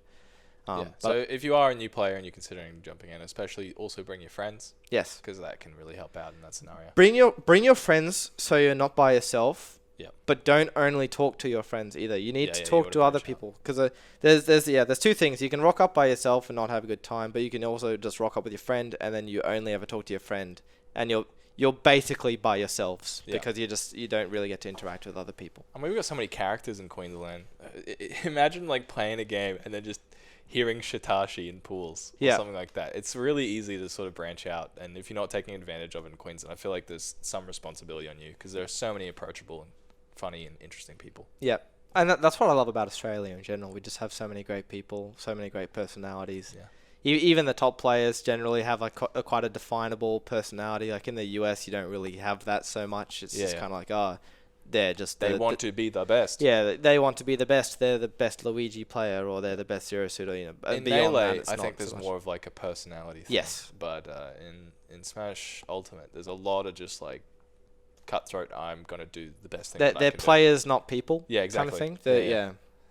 It's tough to bring out a bit of personality. I don't know. Like I reckon. I thought when esport organizations came through, that would have been the big step up because it's not just like Tweak, it's TSM Tweak. Yeah. And TSM has an identity, and Cloud9 has an identity. Yep. So you really want the players to have an identity, a positive identity as well. But it's hard, and they are younger in Ultimate as well. Yeah. But some people may just naturally be not the elephant in the room or anything like that. They might just prefer to be a bit more to themselves and all that. You can't force it upon people to change their personality to be more entertaining or anything like that. It is tough as well. I remember like when I do commentary, you want to be able to talk up the top players. Yeah. Because you want to be able to create that storyline. Yeah. And that does come into the whole like worship idling the top players. Yeah. I feel like as a commentator, I should probably not do that as much. Well, that's a bit of a side. You also definitely like. I think you have to be careful when you're commentating. You don't want to make it about the better player or the PR player. Yeah. Like, you know, you sometimes you say I don't know, the other person about to make the upset is, you know, like hard reads them. They don't say like, oh, Kai Dash like called him out so hard with a forward smash, that was incredible. It's sometimes you get like you know, Mr. L did a bad air dodge there. He shouldn't have done that, and he got punished for it. You know, it's kind of more like you should be talking about both players. Yeah. And, you know, what they're doing well, rather than just focusing. from the perspective of the PR player kind of thing. Yeah. Because I know we also expect that, and it's really tough for the PR players. Now, speaking of esports organizations and identities, why don't you talk about your sponsor a little bit? I'll give you this little platform. Banana Exports. Is that what it's? I thought it was Banana. Well, I always say banana. Okay. Banana Exports. Yeah. I've never actually heard it said before. It's just been a Twitter meme that has exploded. But no, but basically, like it's not like a you know real. Are you going to put it in your tag? Like that. Banana. Well, it's on Twitter. It is, but just in person, it's just going to be my regular. Not on your Smash tag name. when you play in. Nah. Oh, come on. Too many characters, mate. Banana. Yeah. What is it about? It's like 6 characters. Anyway. You're doing so your basically, it's just like a bunch of cool, like really cool people from Geelong. Yeah. Like they're all hilarious. It's nuts. And sponsored you. and the guy, especially Kong, is the like that's the Twitter. His name's Tormy. Yeah. I think it's like Serbian or something like that. Okay. Oh, Jesus Christ, he makes you laugh. Everything he says, you think like, oh, you know, I cracked a pretty good joke there, and then he just responds and like, he just put me to shame. But he shits on your joke. Yeah. Like, oh, I don't know. He's just the funniest. Like, they're all hilarious. They're just like really fun people to be around. And I'm really excited to be. I'm going to Guff in Geelong this Wednesday, so I'm going to be there for almost a week. And weren't the Guff Geelong people the ones that came out of the woodwork, started talking mad crap to all of the Queenslanders and you as a meme? Very possible. They like their shit talk. I do like their shit talk. But they're really good. And like I initially went for the Rambat because I've wanted to go to a Rambat for so long. Like basically ever since I started traveling interstate, like EG2 was my first event, and I was like, this is incredible. I need more of this. Yeah. And then it's like Vic Rambats that's the pinnacle of basically like Oz Smash in terms of experience, scenes, weeklies and monthlies and stuff like that. Yeah. It's the best monthly, you reckon? It's the most prestigious one. Anyway, if it isn't the best one, it's the most prestigious. So it's definitely like one to at least go to once, see how it is, have a good time. The Victorians are all, you know, they're all pretty funny. More so in person. I think they're a lot easier to get along with in person. Yeah. On Twitter they can be a little abrasive. They come off a little sour, but in person, they're all great. Like, especially, you know, Jazzy. He's my favourite boy. Jazzy's a god. And Bussy. Bussy as well. Yeah. I love Bussy a lot. KFC memories. But exactly. Yeah. And, so I was really excited for the Rambat at first. And I still am. But now it's like, I'm really keen on Guff. I want to meet all the Geelong guys. Really? And I hope I get along with them as well. I'm sure I will. I'm sure you will. Yeah, no. They sound like really good guys. Yeah. And it'd be nice to resurrect Necromancy at Guff. You know, it'd feel funny because we did have Guff kill in Brisbane. Yeah. Off some tragic scenarios, yeah. That actually reminds me of the Guff, the crew battle between the Geelong Guff and the Brisbane Guff. That ever happened? That happened. Oh, okay. Back in like early, it was before my time. Yeah. Well, actually, it was after my time, but before I was kind of like properly active. Because for ages I didn't go to FNS. I only went to the monthlies. Yeah. If I don't remember it, we probably got stumped. Yes. Yeah. Guggers took 7 stocks. That's right. Which is I remember which is that. not okay. It's not okay. And that's a good representation of where Queensland was back in the day. It's probably one of our lows. Yeah. It's funny because that was when people considered Queensland to be the best state. Yeah. Which was always not true. It was keep messing up my mic. Well, we had Jesmo and Jace. Well, that's exactly it. Yeah. So the line of thinking was basically like, okay, Victoria has Earl. Western Australia, before Poppet, I think it was Kevin Nya is his tag. Not very sure about that. Adelaide had Ghost. Like every scene had their like that one Titan that like just couldn't be toppled in their scene. Yeah. And then bringing them all together was just an epic showdown. Yeah. And then you had Queensland with 2. Yeah. They're just insanely on par players back and forth. And everyone's like, okay, everyone has 1, but Queensland has 2. Therefore, Queensland's the best scene. Yeah. But Queensland definitely had the biggest drop-off in skill beyond them. We still had...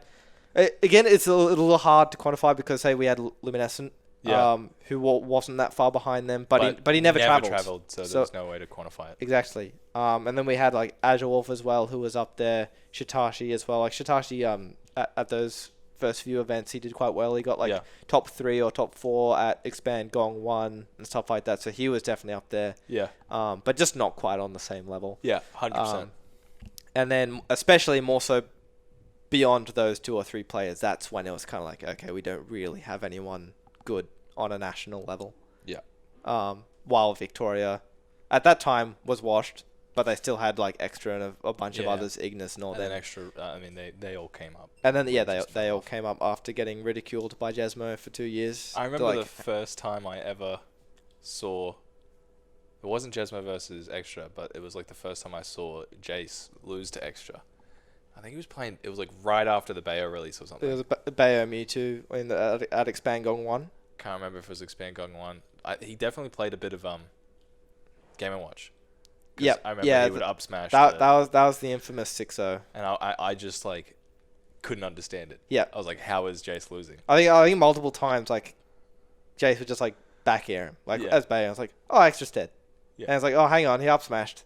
Yeah. Invincibility kills him instead. I was like, There was so many. Jace probably should have won that one. He would have gone down and like he was coming down and like hit him with the witch kick or whatever, and then just get up smashed. Yeah. Like, oh my god. Yeah.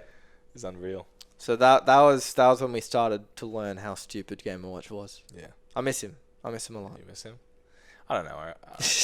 I popped off a little when Extra went in that crew battle at Expand Gong. Yeah. And he started taking stocks. Oh, Elton. That's the one. Blazing Singularity. Thank you. Elton was the guy before Poppet, I believe, who was like he's nuts. I don't know if he really traveled that much, but you reckon WA's at one of the bottom of the regions right now? Yeah, probably. They're tough. But that's mostly just because it's like we haven't seen enough of them. Yeah. Like we've seen Smesty do well at Expand Gong 3, 4, sorry. Yeah. And it's just too hard to say because he got 33rd there or something like that. Yeah. Actually, he might have even gotten 25th or 17th. Top 32. But any one event, it's just too difficult to say because I go from 5th at Phantom to 33rd at Expand Gong to 1st at BAM. You see Luco, he goes from 1st at Phantom to 25th at EG and then 3rd at BAM. So like, so many people could just be playing sort of off one day and then they make top 8 the next. Yep. So I think Smessy might be like number 6 or number 7, but no, like they're quite good, but it's just too hard to say. It's alright. They're not the worst region. We still got like Northern Territory and New Zealand. It's like we have Northern Territory just doesn't exist. New Zealand, I think, might have leveled up a little bit. Yeah, I remember. Who was it? Ichigo? No, it was the Mario player. Oh, Aloof. Yep. Yeah. Maybe. At BAM? Maybe. Anyways, it's too foggy, but they do have, I think, one of the more hidden potentials. Of the... I think between Ichigo, Aloof, I think Red was their former number 1, but he's been a bit inactive in Ultimate. He might not like it or he just could be busy. But they definitely have like, I'd say like 3 power players who would probably be like high level Australian. Yeah. And that they could do quite well. Make some dents. Yeah. But again, WA, I think they have the talent. Yeah. They just need the opportunity to play more. And I think Big Win Championships were really going to get a much better indicator of where they sit. Like, I think it's pretty already kind of expected that Poppet would be roughly Oz PR level. He got 9th at BAM, and it could definitely do better as well, as we've seen from his Smash 4 performances as well. He's been quite dominant there. Yeah. So we'll see how he does. Poppet was definitely one of those players that would do well on one day and then maybe not on the other days. Like, it was hard to rank him because he was unbelievable sometimes and then really, really tough other times. Yeah. What about really close international players? I know we had that Singapore PR player come through. So we had 2 top 64 or just come through Queensland, I'm pretty sure it was recent. Right. So we had Techno in Queensland. That's right. Chic player. Yes. Chic Greninja, I want to say. Oh, okay. I'm actually not very sure. Like, they'd be top 5, I imagine, but I think they might be number 2 or number 3 in Singapore right now. Yeah. Correct me if I'm wrong. Any Singaporeans or knowledgeable players? Or people who just know him. So he's quite good. Yeah. I believe he's at the upper level of Singaporean play. He got 65th at BAM. Ooh. Which is nothing to scoff at all. No, that's really good. There were more PR players and PR level players at BAM than there was the top cut. So yeah, you know, we saw many PR players getting 65th and even 97th. Yep. So it's very, very stacked. Getting 65th is good. Yeah. Yep. Now it always feels bad, but it's still good. But I mean, it's still a good sign though, right? Yes. That we're actually doing that well. Yes. We're growing our scene. Definitely. Do you reckon having this defensive... I'm going to go back to way back at the start. Do you reckon having this defensive playstyle is good for Queensland? Do you reckon that's one of the reasons that we are starting to do well? We're starting to own it? I think, again, I don't know if it necessarily plays that much of a role because we've always been defensive even in Smash 4. I think, if anything, we're less defensive than we were in Smash 4. Okay. And we're doing... more balanced. Doing better now. Yeah. But at the same time, defensive isn't inherently better. It's mostly just the patience that's important because you could be, I don't know, you can be very defensive, but if you're not actually doing anything, then that doesn't work out. It is hard to say though, but I think we do sort of have a bit of an edge because people aren't used to our play style necessarily. 100%. But at the same time, we're not used to theirs either. Yeah. Oh my god. So it could work out one way, or it could go out their way instead. So it is hard to say, but we seem to be doing something right, and I think we should keep it up. I'm glad. Let's bring it to a segment after this, which is the speed round. Now, the rules of this are simple, right? You just have to answer the question as quickly as possible. All right. You got to get through as many as possible. Yep. Some of them are going to trip you up. Yep. And some of them aren't. Now, Jet, I want you to play the Sonic drowning music as loudly as possible in Ben's headphones. All right, so he can barely hear himself think. You know? Okay. My lord. So, yeah, you're just going to be answering these questions as quickly as possible. Do you want to... should I bring them up on my phone, or... Oh, that's a rough one. How are we going to order them? You can read them all now. All right. Do you want to read them to me and then I respond? Or yeah, you look away. All right. Yeah. Ready? Okay, all right.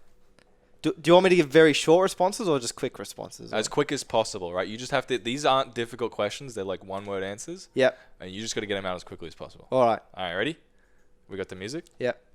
Count us in, Jet. Go. All right. Tilt stick or smash stick? Tilt stick. All right. Lamest character in the game? Snake. Ooh. Best thing on the KFC menu? Zinger box. Whoa. Favorite console? GameCube. Banjo or Dragon Quest? Banjo. Peach or Daisy? Daisy. Smash 4 or Melee? Melee. Handshakes or fist bumps? Handshakes. When will you get your license? Never. Favorite esports organization? NA. Is Sonic top tier? No. Shut up, Spazzy. Favorite Smash franchise? Metroid. Yeah, it took you too long. Yep. If you're so good, then why aren't you Ben Platinum? My parents let me down there. Best region in Oz? Victoria. Second. Actually, I'll put New South Wales for the record. Ooh. Second best region? Victoria. Mario or Luigi? Luigi. Alright, bonus one. Kill, marry, bang, Smash roster. Out of anyone? On the Smash roster. Alright, I'm... Oh, Smash roster. I was going to say Finn. Kill Finn 5 times. Alright. We'll go on over time. But I would kill Olimar. Yep. I would marry Daisy. Ooh. And I'd... That's actually pretty tough. I guess I'd bang Peach. Really? Yep. Not going on the Rosa. Not touching K Rool. Low tier. K Rool, little risque for me. Thick. Too thick. I don't know. I'd like the belly button. I just want to see what's under it. Anyway, yeah, so that's the speed round. You got 17 points. We gave you the bonus one, right? But really, you didn't deserve that one. You didn't finish in time. No. And I helped you out by We'll laughing scratch that one out. at your excellent answers. So quick. I could not believe it. It was ridiculous. I expected one of them to trip you up. Best thing on the Kevsy menu, boom. Zinger box. Is it really? Yeah, I'd say so right now. I usually get the double crunch combo. Well, it's a ridiculous, so good. It it's used like to be called that. Yeah, no, it's called the double tender combo or something now. Yeah. It's not crunchy anymore. Yeah. So I think best is double crunch combo, but it's just not that anymore. Yeah. Okay. So I think with current menu, it's just I'd take the Zinger box. So you take the Zinger with the spicy tender? Yep. Or? Oh, okay. Yeah. I never enjoyed the spicy stuff on KFC because it's like it just hurts. There's no flavor to it with the spice. Yep. I always enjoy it until 6 hours later. And then it's coming right out. Yeah. Yeah. All right. Fair enough. Do we want to take a quick break? Because I gotta go handle some business. Sprinkle to tinkle. Yeah. Sure. All right. And we're back. Stop talking about me falling in the bathroom. It's a serious problem. Millions die every year. Anyway, so we were talking before we got back on because we were just getting ourselves set up. And we wanted to talk about some maybe tournaments that you're going to coming up. You did do a big promotion on the Rambat because you really want to go to that. And you did do a big promotion in Geelong. But what tournaments do you want other people to go to that you think are really worth it? I think Big Win Championships is a big one. Yeah. 100%. I'm cool going to be going there July 6th to 7th in Perth. It's when it's on. Really good time. It's great to support it as well because it's so hard for them to come to events consistently. And they try to as well. We see them at Expand Gong. We see them at BAM. So I think it's really good for us to play our part and support their event as well. Yeah. That's the only way we're going to grow. Yeah, exactly. Yep. And I think, you have the Big Win team, Little Z, Jackson, Big Win Beer, the man himself. And even other players and people like Poppet as well. He's been doing a bit of TOing, so it's really good to help support their scene. Yep. They make really, really good events from what I hear. They do their top 8 entrances at their monthlies and their major, so that's something we just don't get to experience anywhere else in Australia. That's really cool. So if you reckon you can make top 8 and you have a funny idea in mind, then that's something you can look forward to as well. Sick. But no, I'm really keen on that. I'm also keen on Big Cheese too. I don't know, technically I don't know if it's on. Yep. But I think it will be. Makes sense for it to be because it's in Adelaide. It's replaced SXC as it used to be like Smash and FGC where Big Cheese last year was much more Smash and Splatoon. Okay. So I'm really keen on the second Big Cheese if that's coming. And I'm sure it is. It'll be like maybe November, right after exam period. I know some people like Sad Hour, Classic Jono. They're much better uni students than I am. I understand their pain. So they only go to events when there's absolutely no uni work to do whatsoever. Yep. So Big Cheese is in a very good time slot for that as well. And I mean, Big Win Championship as well because that's over the semester holidays. So look, both really good events to go to. You mentioned November, and I know there's another event around that time, about 2 months away from that time, that you should probably also mention. Yes, Sunny Side Up. Yeah. It's going to be epic. No, it's really cool. Super epic. This will be Brisbane's first real major. Yeah. We had UQ Final Destination. Good effort from Firth, but it was basically just a really big Brisbane monthly. Yeah. UQFT 2 though we had like I think couple. We had like maybe 5 or 6 interstators. So that was really felt cool. Like just a Queensland event. Yeah. Yeah. So it was good on him for doing that, and it was really cool. Yeah. But I'm really happy and excited. He's the only one who put in the effort. Exactly. So he really does need exactly. But I'm really excited for Sunny Side Up to be a really good event. Yeah. That will bring in a lot of interstators. I think we already have like 23, 25 registered, and even more hoping. It's going to be so lit because then we've also got the FGC games going on as well. Yeah. Yeah. So you're going to get the full experience. It's going to feel like a full major. Yeah, definitely. And everyone who loses, if I'm there, probably going to be there, I'll be offering you an egg for these troubling times. Yeah, so everyone... Actually, I think Catch Warriors plans on selling eggs as well. So if anyone... Like painted eggs or just... We got them from Woolies. Raw eggs. Right. They're good smacking material. They are fantastic smacking material, and I'm sure that you could get away with a couple of cheeky smacks here and there. Yeah. We wouldn't be allowed to do it in the venue or anything. We'd have to do it just I know a bit off the side somewhere. You come off of a salty little loss that you took. I go 0-2 and top 64 into getting egged 100 times. Some spare cash. So you're just waiting outside the venue. It sounds like an excellent time. Yeah. I'm very, very excited for that.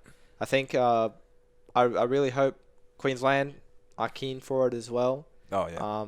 Something I'm worried that people might think is like, oh, why would I spend $50 to go 0-2 when it's only $50? When I already... Well, it was $30 venue, right. and that now it's currently $40 until July 1st.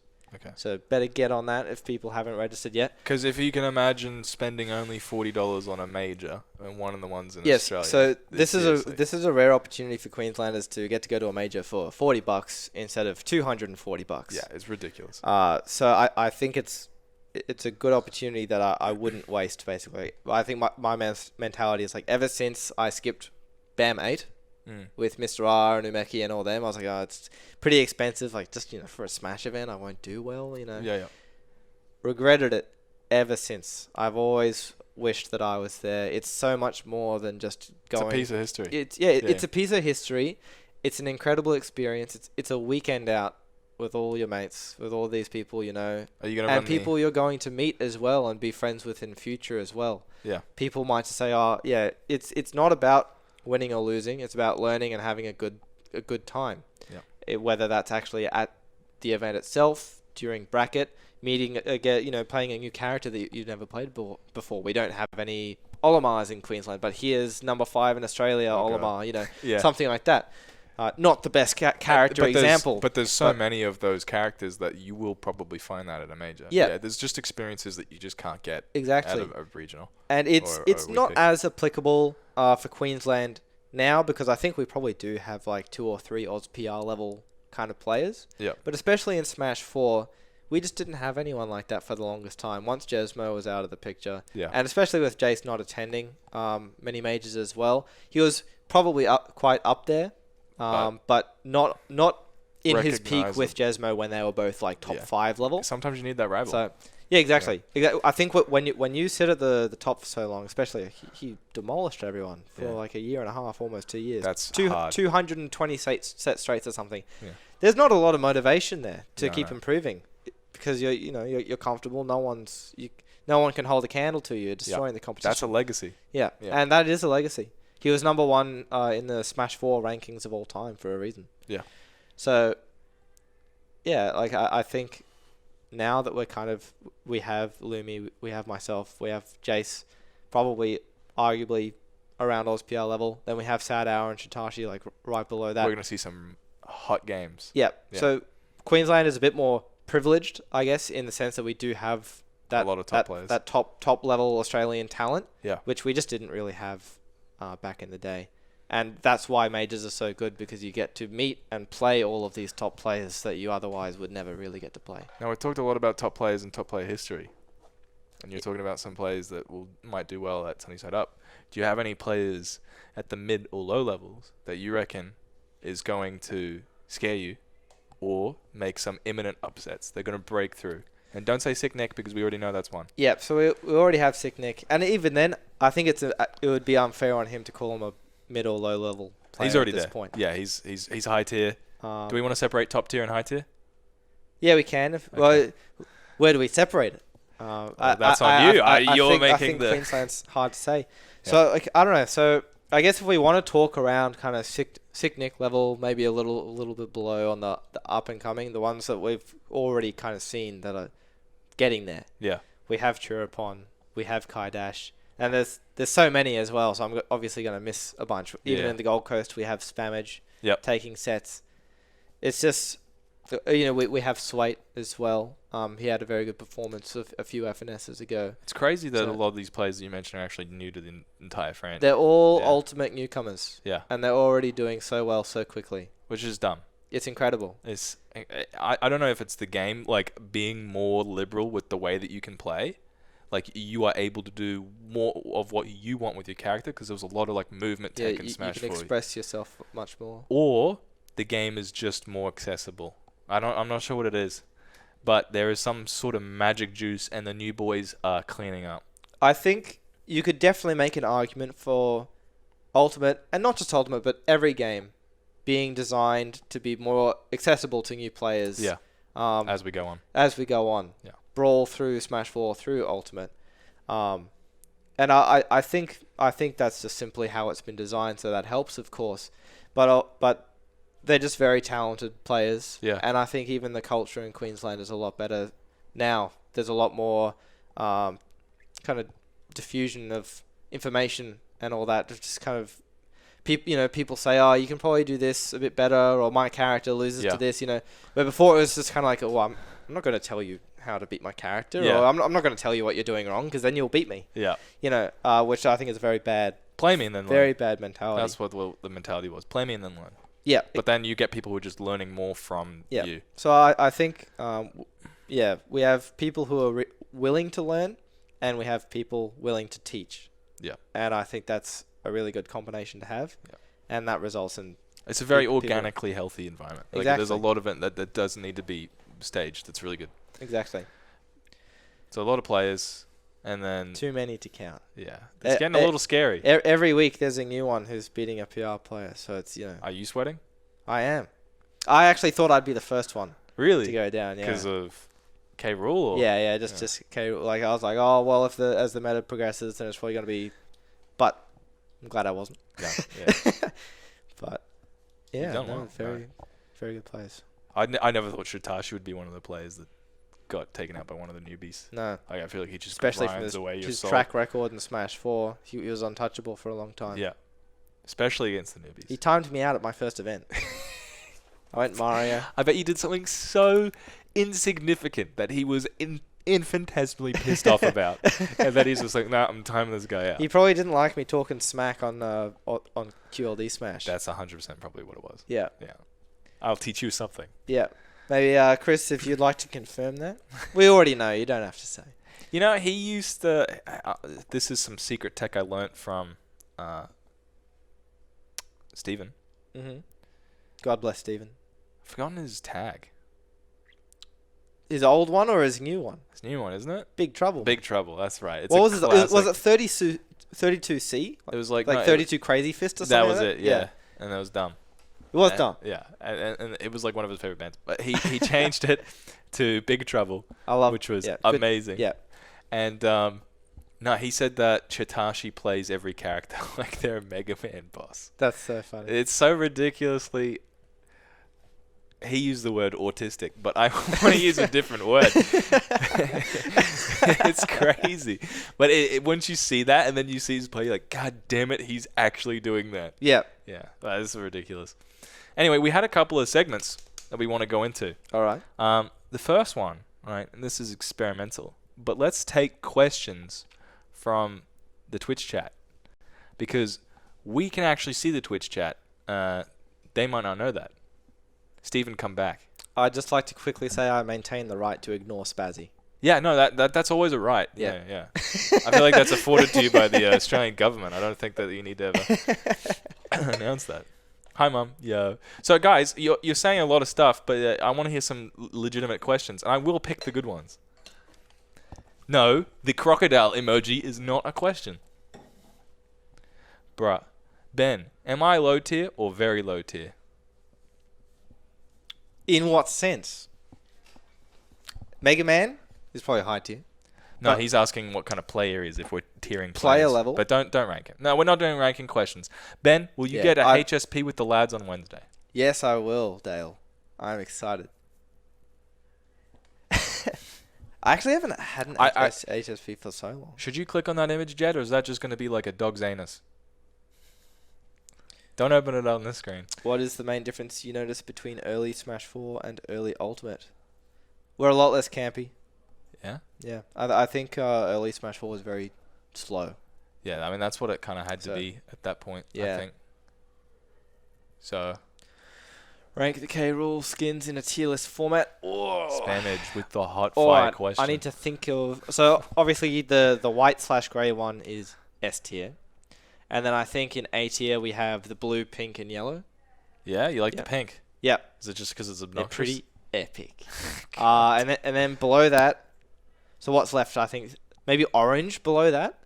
And then orange and black in the same tier as I always thought black was high tier. And then black's pretty cool, but I don't like the shade of black. Yeah, all right. And then brown is the bottom. And then I forgot about the green. I don't know, the green's pretty Are you sure about that? Green's probably like C. I don't know. It's kind of like it's a forgettable one. Yeah. Yeah. Doesn't he have a yellow one, like a golden one? Yeah. Yeah. So that was A tier. Yeah, no, that one's good. The big Goldstein. Yeah. Goldstein fish, whatever. I always loved the yellow ones. Ben, why did you tell me this interview would take half an hour, and why am I glad I went home? Who asked that? Battle Dolphin. I didn't say it would take half an hour. He's lying. This is blasphemy. Well, I'm not, I said I would be there at 6:30, and it'll start at 7. That's what I said. Okay, so that's the half hour he's confused about. Yeah. He literally said, I don't believe Battle Dolphin for a second. So many times I've been rooted in bracket. All right, so we got some good questions being saved. That's the start time. 7 to 7:30 is when it starts, mate. Don't get an argument with no, it's not happening. We've got some good questions saved by Jet. He's the MVP. So if he likes your question, that's what you got to really hope for. First one, thoughts on season Smash 4, Me Gunner? Or is that season 4? It could be season 4. I'm fairly agnostic. I never really... I remember playing Alistair's LT Longshots online. He had like a friggin' KK slider. Yeah. Costume. Annoyed the crap out of me. But aside from that, it was pretty fun. I never really played one in tournament. I remember when I went to SoCal, I watched... It was like... Aimer, I don't even know how the hell to pronounce that tag, but he bobbed like a UK Sonic, and I was so happy because I didn't know who that guy was. But Sonic. Yeah, well, it wasn't even that. So I went up to SoCal. I was like, went to SoCal. I was like, okay, I need to play friendlies, warm up. I got there a bit late. Yeah. It was a 30-minute Uber that took 3 hours. So I was bloody pissed. Yeah, I would be. At least it gave me the time. At the time I was on the PR panel, so I was filling in the PR panel doc for the 3 hours. So that was actually quite handy. Yeah. But I went up to this guy who I didn't know he was. Like, would you like some friendlies? And he just like blankly stares at me. He's like, go away. Oh my god. I was like, oh, okay, cool. This is what it's like. It turned out to be that Sonic player. That Sonic player. Hell yeah. I forget his tag. I probably shouldn't say his tag anyway, but he was like a top Sonic player. Not Ixis. He's cool from what I've heard. He's like a different guy who always went to the US. So he got bobbed by a Me Gun. I was like, yeah, you deserve that. Good on him. Yep. Am I thinking of coming to Biggie 2 in New Zealand? Oh, you talked about all these tournaments. I may be. I think Jesmo and Kurugane Hammer thinking of going to New Zealand again. Jesmo's alive? I don't know how confidential that was, but they briefly mentioned it at BAM or something, so I might come along with them. That is awfully close to Sunny Side Up from memory. So I might not have that much money. It's hard to say though. So here's a good one. Some people might be concerned that they are underperforming where they're at. How did you go on your first ever tournament? It's depends what you classify as my first ever tournament. So the first one that I attended at all, I didn't enter, but I entered amateurs though, and I made it to grand finals in amateurs at a UQ Smash. Are you first ever? When Jet double 3-0'd me. Oh my god! Jet. At first in winners finals and then losers finals. He was already having a cheeky grin there. He remembered, and that was back in the day when he played good zero suit. Yeah, he was. It was my first ever pop off. Maybe around mid to high level at the time. I think you might have been. I heard you were getting pretty good at the time. He was always good. But that was my first tournament. But then the first one that I actually entered the pro, like the paid to enter basically, was Sandbag's Revenge #1. Oh my god! Ran by Cake. Yeah. I made it out of pools, and then I had Luminescent round 1, and I actually went game 3 with him. Really? Yeah. Oh, this is discouraging so many new players. It's like I worked hard. And yeah. I got pretty close to beating him from there, but then I dropped to losers. I think I beat Brenton. Ooh. And then I got bopped by Classic Jono in losers round 2. Pikachu. He had just like gimped me like 6 times with like Pikachu back air and like dragged down. I was like, oh, I can't do anything about this. He used to And then talk quick about attacks back and forth. the 2 sausage hitboxes on his forward air, which always made me laugh because I just thought about sausages the entire time. Anyway, let's go to the next one. What do you think about Smash Ultimate Sheik? That's interesting because I keep hearing. You have some thoughts yourself? I don't. I have my thoughts are just like in and out like a Zinger burger. Yeah. But they seem to keep the opinion of Sheik is getting better and better, and it reminds me of Meta Knight. Yeah. Where like from Brawl to Smash 4 they went garbage, and now we're seeing it crop up a whole lot more. So do you reckon there's something to it, or it's just? I think for Ultimate Sheik it was the buffs from the previous patch. A big thing was her forward air. You just couldn't hit with it, and the hitbox is a little better. The hitbox was I don't remember the placing, but it wasn't very good. So it was you could combo things into it, but it wasn't a good combo starter. But it's so quick and so safe that now that it is a combo starter, then that's incredible. Yeah, you can get a string, you get 30-40% because of it, and that's really good. I haven't played much Sheik, but she's definitely one of the characters that interest me the most in like trying in this. I think she's pretty cool. I really liked Sheik in Smash 4. Yeah, but that was a lot of work. Yeah, a lot of work, and I'm not the lot of work kind of guy. You weren't in Smash 4 at least. No. Yeah, she was, I think, the best character for those people who were like obsessed with the technicality. Yeah. Because she had so much to offer in terms of her strings and the way that she played and all the different techs. So, no, I can't really see that for you. Have you played a Persona 5? No, I haven't. I've never played a Persona game, but I've heard it's very good. Okay. And I don't mean to say that you're not a technical player. You did invent the crown sliding tech, which I think is so baller, and every time I see it, I lose my shit. Anyway, what is the most jank interaction you've had in a tournament set? Oh, I'd have to scour through Lilat. my bank files. It's probably just Lilat falling through the stage, going up through the stage. I think it probably wouldn't be the most jank one. Teleported. But it would be semi up there was when basically I was playing at Sad Hour on Dreamland, and he used a Nosferatu like on the platform, and it whiffed. I guess I spot dodged it or something like that. And then as he was using it, then like Dreamland just like started blowing, and it just like blew him off the platform like during his animation. Yeah. And then he just went into free fall and like passed to the ledge from platform height and just didn't snap it, and he just died. I was like, okay, sweet. Cool. Literally blessed. And that basically won me the set. Yikes. So it was like game 3, and it was like he was at like 20 or 30 or something. Shadow, can you even confirm that you go into freefall off Nosferatu? Used to. You used to. Okay. I was like, that's... Well, if you whiff, I think. Oh, no, it could have been either. Yeah. But it was incredible. I think that was like... It was pretty... It wasn't jank in the sense that you like didn't know why the hell it happened or whatever or anything. Like, it was pretty like obvious what happened there in terms of... You go into free fall after it, and the wind blew him off. Okay. But it was crazy. It was just like, this is really dumb. Yeah. And Dreamland shouldn't have been legal. No. What? No, I disagree with that. We were starved for stages in Smash 4. Yeah, I guess. But I don't know.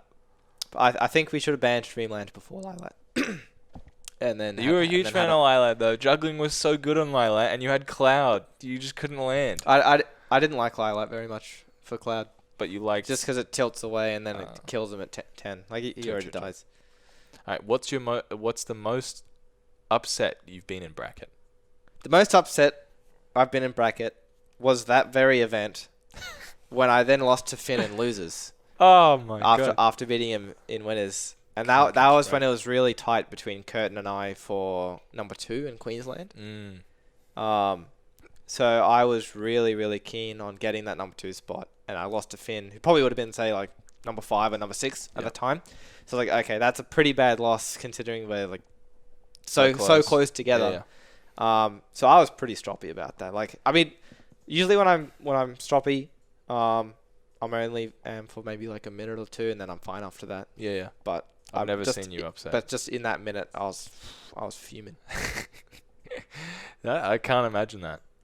I got to ask as well, on the point of that, do you reckon people who put them, like, because that's a lot of pressure that people put themselves up, especially towards the end of the PR season.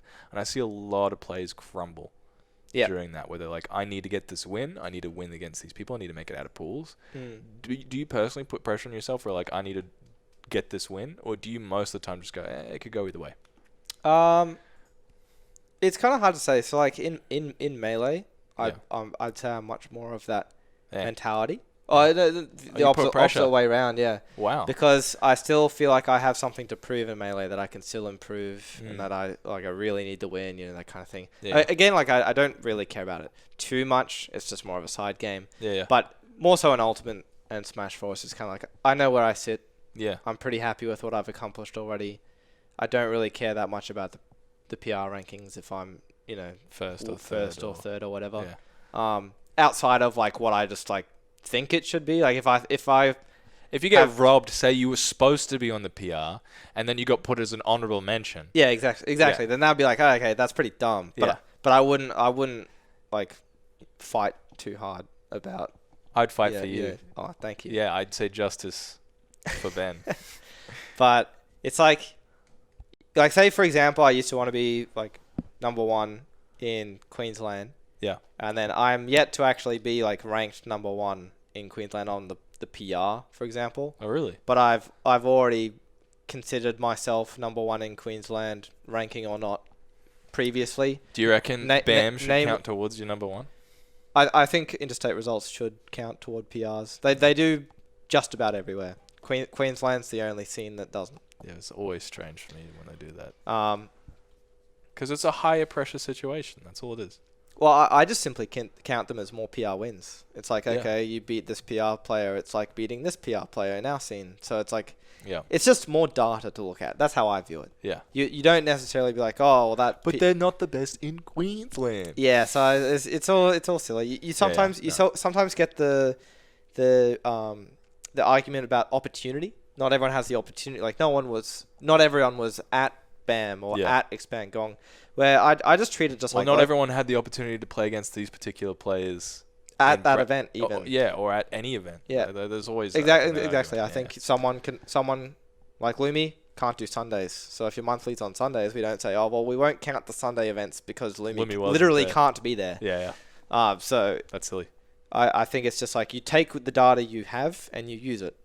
And I think you don't make any exceptions for a particular player. Zen view, and I agree. What is your favorite Pac-Man fruit / item? I like the bell, which for the longest time I thought was jelly. Like, you know how there's like the Japanese like jelly custard thing? I always thought it was that. I always thought it was a belly. I think that's cool. A lemon. It's an oddly shaped lemon. That would be my favorite item. There's a bit of potential with like combos and stuff like that. It's pretty cool. It is a cool item. And I really hate how you can like go off stage, B-reverse it, and then it like goes through the stage and then back down. That's the problem with Pac-Man though, isn't it? Like hella gimmick. Then once you see it, you're like, okay. Yeah. Anyway, let's not get into Pac-Man meta. Especially now that he's good, so like you figure out his gimmick. You figure out your gimmick, and you're like, I still lose. Yeah, exactly. No, pineapple on pizza. I prefer without. But you think it's an atrocity demand that it belongs on there at all? I don't think it's like really an atrocity or anything like that. It's just people like it however they do. But I'd say I'd prefer it without. But years and years ago when I did have it with ham and pineapple, I thought, this is pretty good. Yeah, right. Wasn't that the kid thing? Like you getting pizza? Yeah, exactly. Like, when you have it as a kid. You go to the school and like this vegetarian and nobody's eating that, and then barbecue that's already gone, and then ham and pineapple. So I love pineapple. Just everywhere as a fruit. I like it inside. So like I guess it's probably like probably doesn't really belong in a pizza, but I can't say it tastes like overly atrocious or anything like that. So. What is the argument that doesn't belong? At this point, I think it's just purely just like you say it to say to say it. Yeah. You know, it's you don't really think about Are it. people or putting care. anchovies on pizza? Like, when is the line? I think that's worse. Yes. I think anchovy is worse than the pineapple on pizza. Or mushrooms, like, yeah. Hey, Anything can go. not my boys. Look, Mushroom. look, No, just I don't even mind mushrooms on pizza. That's my argument. If I it love goes mushrooms on it. in pies. I think mushrooms go really well in pies. That's but, the thing, though. They go really well with that like saucy diarrhea sort of liquid. yeah, exactly. Yeah. But on pizza, I don't think it works as well. No. I just prefer mine cheese and tomato pizza. I've been getting into like Supremes and stuff like The Godfather, so you can just get as many different ingredients in your mouth. Yeah. It's really good. It's a good strategy. I used to be like, peri peri chicken and straight barbecue. I need to try KFC pizza. They do. No. I'll make it. Yeah. Well, we'll have to make it. Well, KFC's branching out. Let's get some strips. Didn't they make them like taco things? Soft tacos? I think they do actually. Sliders. I haven't had those. Yeah, I haven't tried them either. It's hard to try new KFC stuff. Anyway, favorite stage for Rool. Oh, this is a bit of a giveaway, isn't it? You're giving away your meta strats. Yeah, what is this? You can decline to answer if you so Beat choose. me honestly, you coward. But I like Smashville. Depends on the matchup. Yeah, so I think Smashville, FD, PS2 are all pretty like... K-Rool kind of likes those stages. Those good stages. Smashville's nice because you can kill off the sides with up tilt and forward tilt from down throw and stuff like that. I don't really like high ceiling stages too much because of my down throw up smash confirms. Yeah. I don't like Kalos because even though I live forever, K-Rool doesn't actually kill that early. Like from his Unless you're getting from his confirms. Unless they're already like right at the ledge, so it can get he can't really kill that easily either, except for like a down air off stage or something. Yeah. At which point he is also really susceptible because he doesn't like the walls. Yeah. So I think Kalos just doesn't really work out with him. It's probably his second or third worst stage after Battlefield. Battlefield the worst. Yep. He just gets comboed for days. Oh yeah, true. And then like my up throw I guess kills at like 140 instead of 160 because of it, but that's it. You know. Yeah, no, there's small advantages. You just go Bowser on that stage. Battle Dolphin's asking a question. You can choose to ignore this if you want, just to spite him. But favorite ultimate set so far? That can be yours or anyone else's. Well, I don't really watch that many, so it would be one of mine. Yeah. The True Fall. But I think my favorite set would be one of the two against Mittens. Oh yeah. At the Ram Battle. That was so. They're always lots of fun. Set. Yeah. You know, we go ham on each other. They're definitely like, I'd say that they are both my top two favorite sets. It's not even the matchup is Chad's only, but also the way you guys play it is Chad's only. Yeah. It was a fantastic set. I think that you can still look it up on Jet Smash, and definitely give that a squeeze. Twitch.tv Tournameta or... Oh yeah, it's not Jet Smash anymore. Wow. Or the YouTube as well, they would be available there. But yeah. Favorite sets, definitely. Tournament much better. What is the worst interaction you've had at a tournament? Ooh. Nah, don't. Nah. The US tournaments okay. take the cake for that. Like we're talking people to people interaction. Yeah, as I said, the British, that British bloke who told me to go away. Yeah. But I think the worst, I guess. So I was in New York and I was playing friendlies with these people. Actually, well, this guy I can't remember his tag or whatever. And we would just having fun, chilling. His friend comes along and says, "Oh, do you mind if I join in?" Yeah. And it's like, yeah, sure, go for it. So we're taking turns, and maybe after like 2 or 3 rotations, I think it was winners on. So like, America's interesting because they do winners on, not a rotation, no matter what. They also like to do winners on sets as well, not just games. That's interesting. Yeah. I thought that was really, really interesting. We should try that. But they, I found it was. I mean, I was lucky against like the people I was playing. I was basically won most of the sets. Yeah. But I can imagine it would just get pretty bored just kind of watching. But I lost track of what I was trying to say. That's right. I was playing friendlies with the third person came along. Yeah. After a few rotations, they just sort of like turned the screen away from me, just like toward them too. I was on the far left.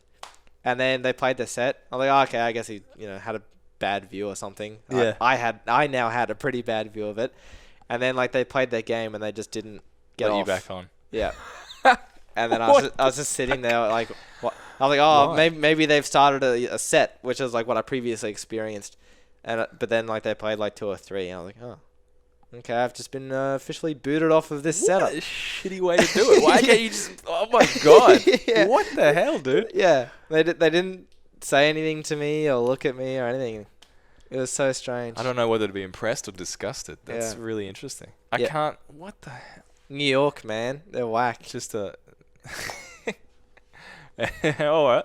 Let's go on the next one, because... yeah, that is so weird. Okay, Stoddy CS says, okay, my question is, have you even taken a shower?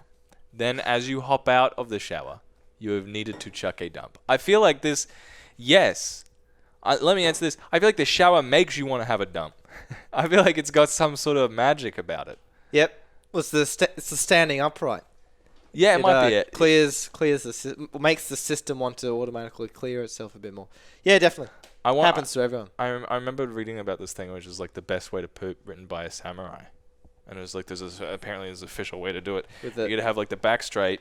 No, not the... Oh, okay. Ben is lifting both of his legs up at the moment, and what I'm doing is you have your left hand on your ankle, which has to be balanced on your knee, right, so that you can get out, and then your right hand balanced on your other knee, right, with your legs crossed. And this apparently creates a swirling motion in the stomach, and also lets you get up from the toilet and attack if you ever need to.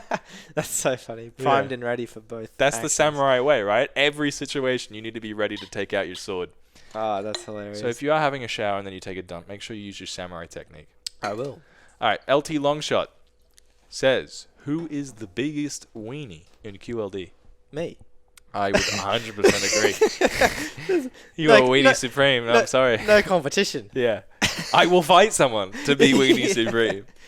All right, I think we can move on from that. That's a good one. Sonic Man. All right. Who put this one in? This is a joke. I really like Yoshi's Island Brawl. What do you... Not competitively, but as a stage, I enjoy it. I like it's cool. Competitive. It was one of my favorite. I'm cooked. I like Skyloft competitively. Yeah. It was one of my favorite in Brawl that I like to play. That was kind of when I was in my like that was like my casual competitive kind of time where I started playing items off and like lots of FD only kind of thing and a few other stages. For me, that was Woohoo Island. Yep. Yeah. So, no, I like Yoshi's Island Brawl. Same with even Yoshi's Story. Actually, I enjoy it a lot in Melee. I really don't like Yoshi's Story in Ultimate. Really? I think Randall looks disgusting. They've ruined him. And not a big fan of Yoshi's Story. Not a fan of the Shy Guys either?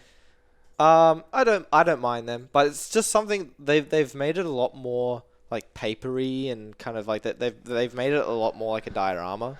Right.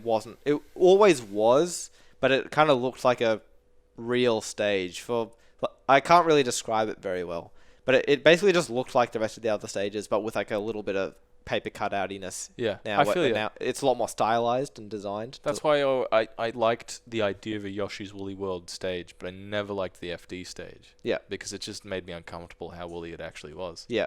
You know, your feet are sinking and stuff. Yeah, no, I 100% get that. You've got another... explain this image. But your sponsor, Banana Exports Australia. Unreal. Congrats to all of the Banana boys for their amazing efforts tonight at Guff Geelong Ultimate number 25. Super King got 7th. Kong 90297430 got 9th.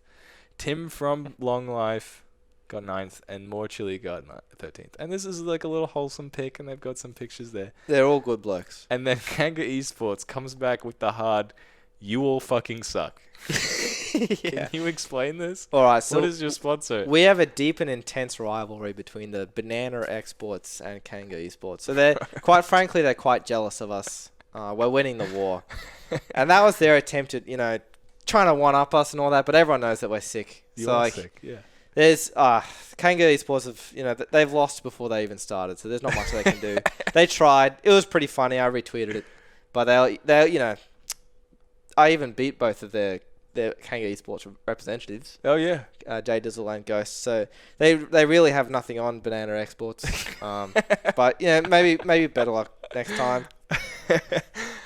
Oh, it's incredible. I love that. All right, 2 more questions. DD. All the way from Vic. Who are your favorite players to fight and favorite matchups? It's actually kind of evolved over time. So like going back into Smash 4 and stuff like that. Yeah. Sadao was my favorite person to fight. Mm.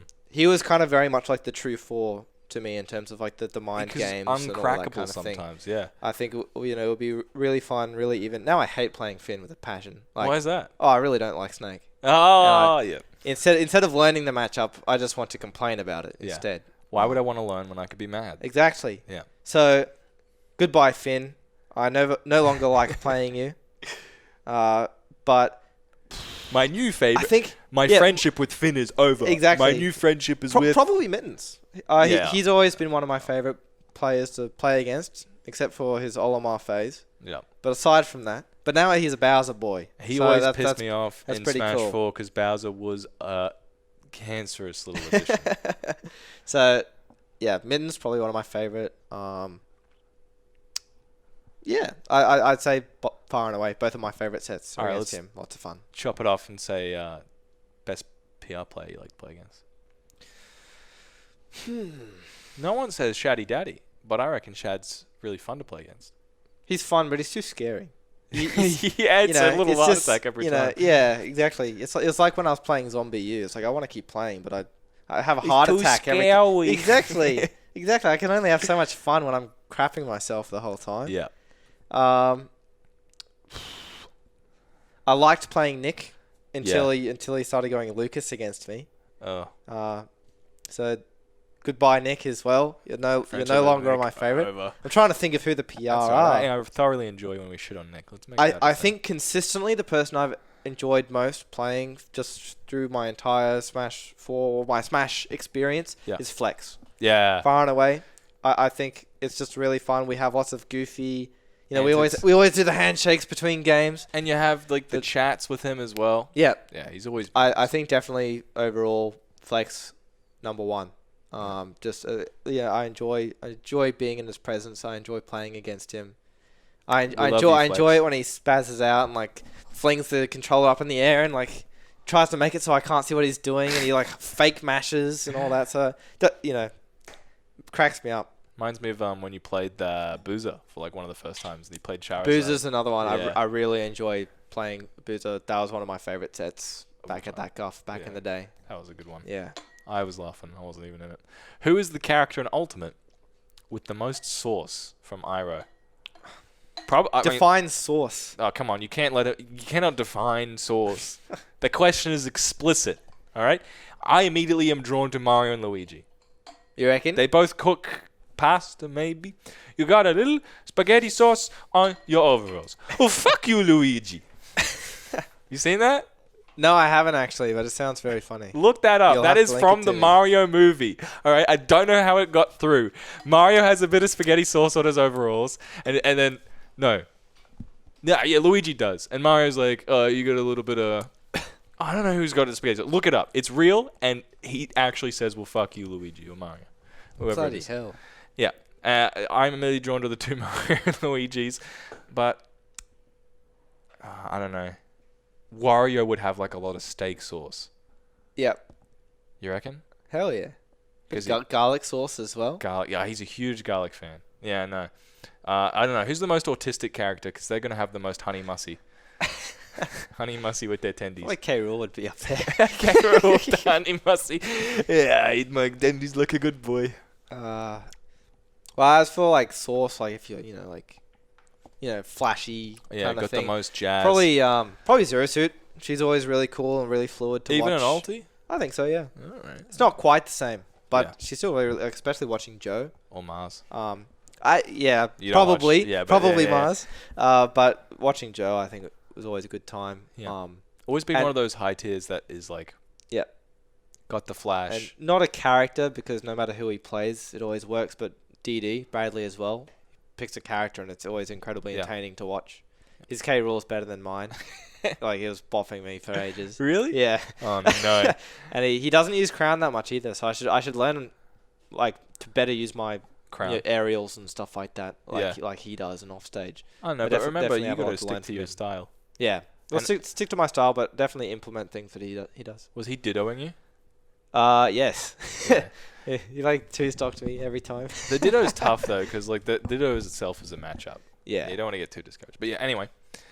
Space Jam AU, Banana versus JG Crew Battle this Wednesday. Yes, and we're gonna bop Jack to Geelong. Jack Geelong is the. I love that. Yeah. So Space Jam, I don't know if he's the head, the boss of JG, but he's definitely part of it. It's the inferior crew. Yeah, of course. Banana Exports is unbeatable. Sounds fun. Banana Exports sounds like a little god tier team. It's pretty funny. It's so good. I found out about it like not too long ago actually, and I'm a big supporter already. Yeah, I love everyone in it. We're gonna have to get sponsored by them, eh? No, Tournameta will sponsor Banana. There you go. When am I coming to Coastal Clash? When there is one on that I can actually make it to. The last one I had, I had like assignments on due last time, and this one, of course, I'll be in Melbourne for it. But I love supporting the Sunshine scene, Sunshine Coast. I love, like, the venue isn't there this time around, but when we had Reload Gaming at Caloundra, I love Caloundra a lot. Really? Yeah, it's really nice. The cafes, the beach, everything. It's just kind of really cool. The Nice markets vibe. as well. Yeah. So I enjoyed going to that venue a lot. Oh yeah. Fair, cool. Who's your team? Obviously, it's Banana. Yep. Or He's as sponsored. in the team within Banana? They pay for his VBs. 15v15. There's like 10 in each crew, if that. Again. All right. Do you want to do the final wrap-up set? All right. Are you ready for that, or do you have something else you wanted to talk about? No, I reckon I'm pretty set. If everyone is ready for it to transition to that. I'm ready for that. I reckon we've been going for 2 hours, 40 minutes, Yep. which is a great time. Yep. And I think we can do a little wrap-up. So the final part of the show is we play a best of 5 set where I get shit on. Very clearly. But this is where the chat comes in, right? We need you guys to pick our characters because that's the only hope I'm ever going to have. All right, so I need you to pick some terrible, terrible characters from Ben and pick me, either Ken or Pac-Man. That's about all I got. All right. That sounds good. All right, so first off, we're going to run off characters for Ben. All right, everyone in the chat, characters for Ben. Ben plays Sonic. Ben plays Sheik.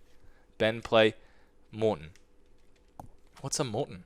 Like the Koopaling. Bowser Oh, Jr. yeah. skin. Right. Villager, Snake. There's like a Right. different answer we every have- single time. So we have Sonic. Snake. Oh, Pac-Man. I like Snake. Sonic, Sheik, No, I don't want you to play Snake, actually. That'd be Morton. No Sheik.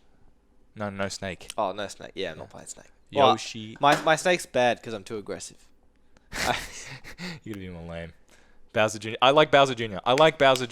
Yeah. I think we're going to go BJ. So Bowser Jr., Sheik.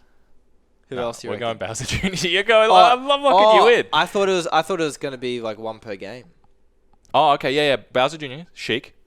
Yeah, I like that. No, we're not doing Sonic. I'll Spazzy. open with the Junes. What's the Junes? Bowser Jr. Yeah, all right. Bowser Jr., Sheik, and... Ooh, Well, it's best of 5, isn't it? So Yeah. we got to pick 5. Kirby. Yeah, Kirby. Well, if I must. If you must. I see a couple Little Macs, but I hope that's not just Sonic Man saying Little Mac like 5 times. Come on, have a heart.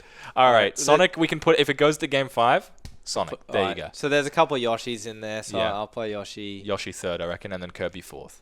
Yep. All right, then Yep. we'll do me. All right, guys. Be gentle. I have not played. Jigs. All right, taking it. Jigs, first one. Bayo. Not happening. Once you said it like twice, lol. Why Sonic? Oh, because Spazzy's a good boy. Also Snake.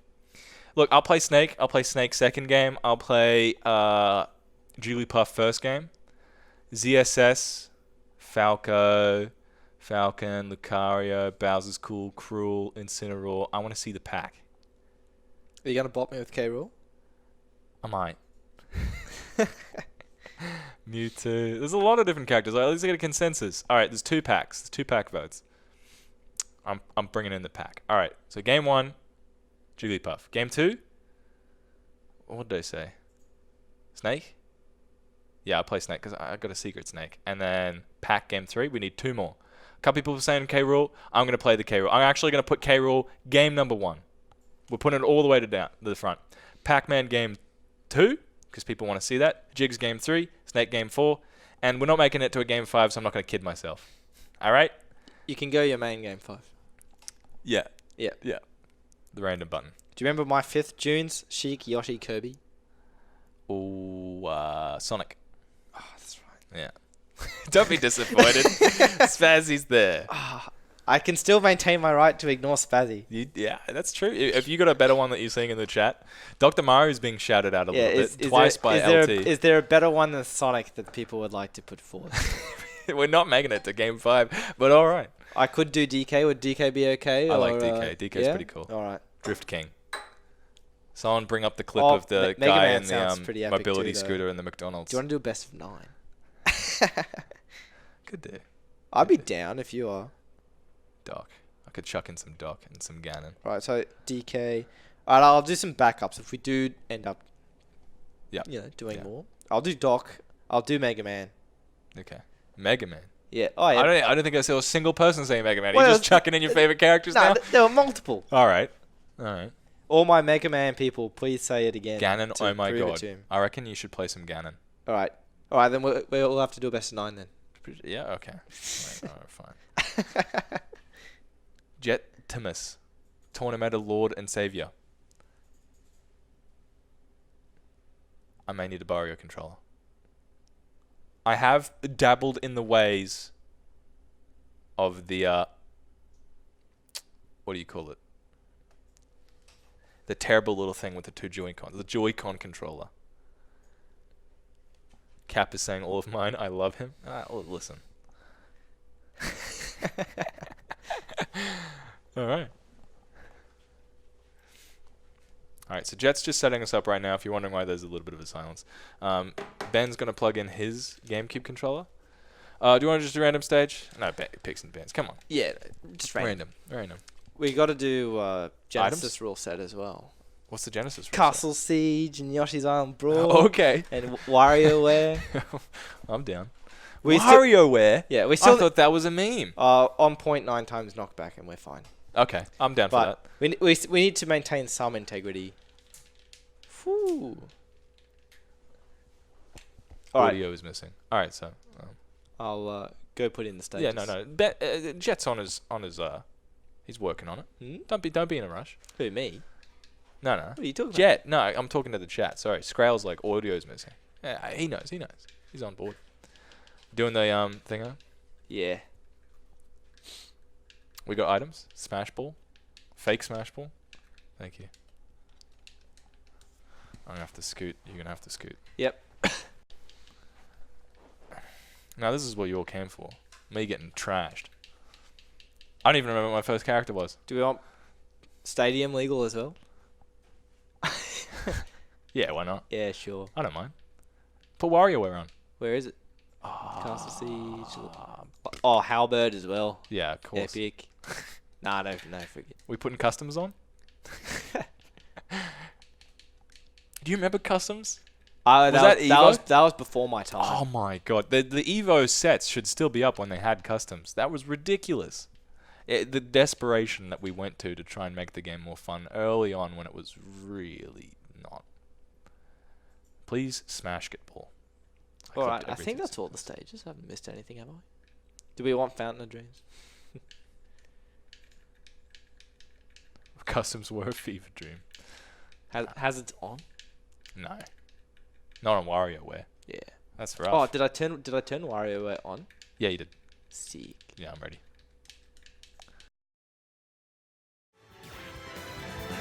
That DK was the avatar. It was unbelievable. Stop battle! I'm feeling the delay. There's a little bit of delay. And when I do lose...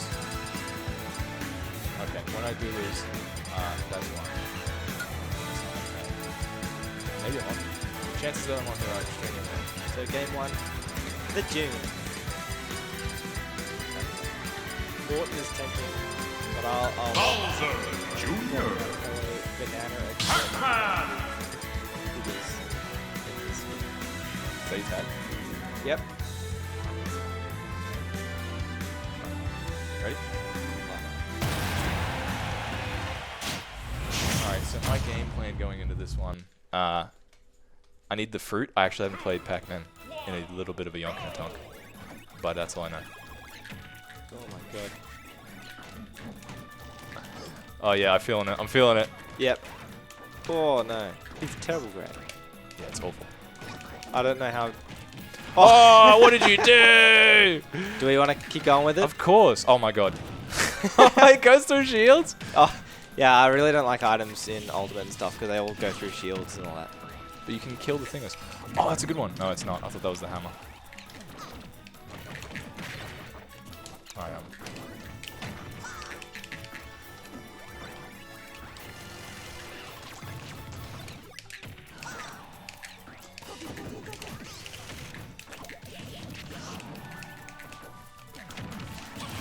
He's nuts. He's nuts.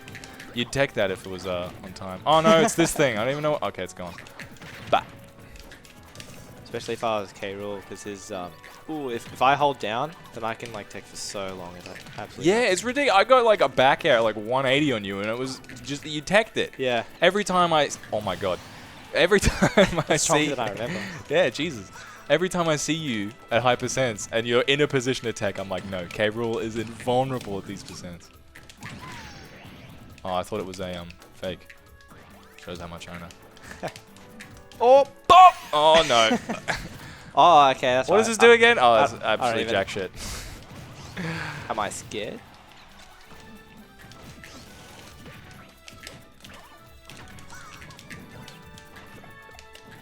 I love that forward air. I'm smash happy.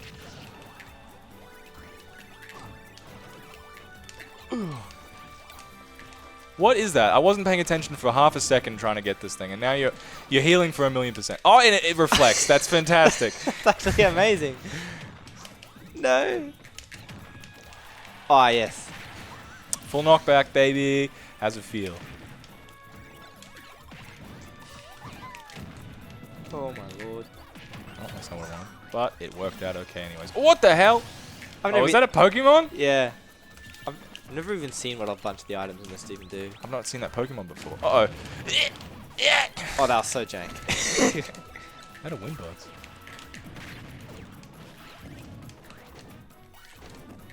Not happening. Oh, it's happening! What is that? What is that? It's a submarine, baby.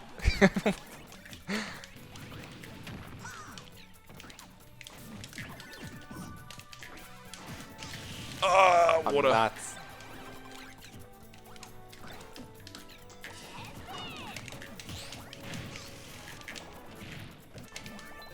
Oh, no way. Easy money, get here. Wee. Hey, don't be a bitch. Yay. Oh, You fight me like a man. Isn't that one fake? I have no idea which one's fake. Ah, I'm gonna die. Oh, it's not surely, how is that not? Oh, this is cooked. This is cooked. It's over. It's over. Man, and that is why we don't play items. I just got ghosted. E3 ghost. Yeah. He did alright, eh? Yeah, until the item spawned. Cheesed. I like the Nintendo's doing that, but what is going on with them forcing these items on? It's cooked. It's cooked. Absolutely It's 100% cooked, isn't it? Alright, my next one's K-Rool. Should we change the rule so it's got no What do the chat prefer? Do they prefer items on or items off? We got items, chat. He got ghosted. He did. Off. Alright, we got one off. On, off, on. Alright, that's 4-2 now. Yeah, it's over. The matchup's done. Over. Hey, where is K? Oh, there he is. He's I'm hiding going to behind. briefly bring up my notes. So I have our characters in here as well. Oh man, he looks disgusting. So you're a snake, I think. Alright, look at that. Oh, well, yeah, there was no water. They were just the... Yeah. yeah. I couldn't remember my order. Right. Sheik was my game too. Where is Sheik? In the melee section, I suppose. Oh no. Off. Rip off squad. Off. They're coming through, but Oh. someone reposted theirs. Saudo wants off just for Snake, I'm guessing. Off ganger sheep. Items off. Alright, how about we do like the first 3 on and then after that off? Off gang. Is that too jank? I know. Jet, what's the final decision? Yeah, you're the final. On. Alright. Alright. Jet has spoken. It's happening. I changed to off. Yeah, you go ahead and do that, sick, Nick. Oh man, Sheik. I hate this. It's a bad time. Alright, all I know about this is you get... Oh, okay, hold on. You get that... How do you throw it down? You can't. You just have to let go of it. Oh, give me the power. No! Oh, he's gone now. I hope you feel bad.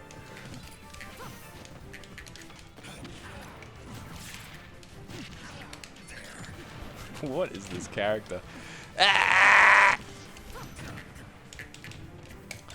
Give me something good. No, it's bad. Ugh. What is that? What is it? What is that?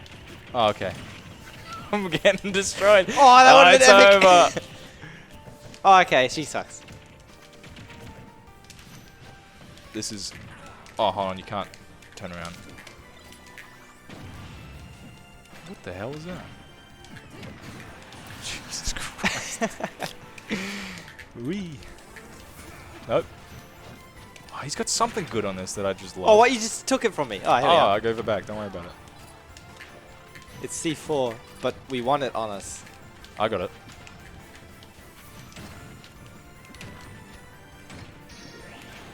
Why do I get it? No! Oh, You got a C4, mate.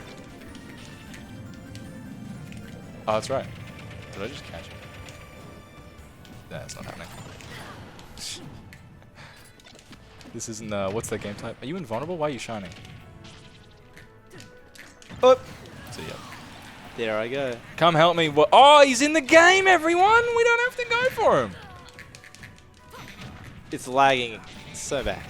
Oh, come on, excuses. Give me that! Yeah, boy. Oh, it's over. Wait, I thought Waluigi with the win! I thought I got it. No!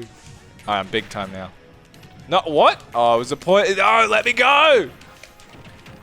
I'm getting turned on by being small and Sheik's beating me up. What do I do? Whoop. I wouldn't kill. No. I just got a dare out of that. Bop, bop. Give me another one. Where's item? Got it. Oh, that looks bad for me. Oh, I'm alright.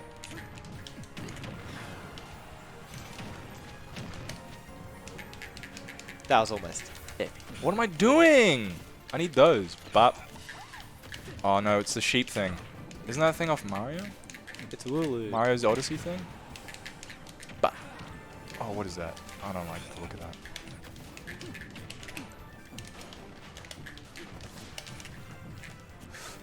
Ooh, don't touch me. Oh, that's Nikita.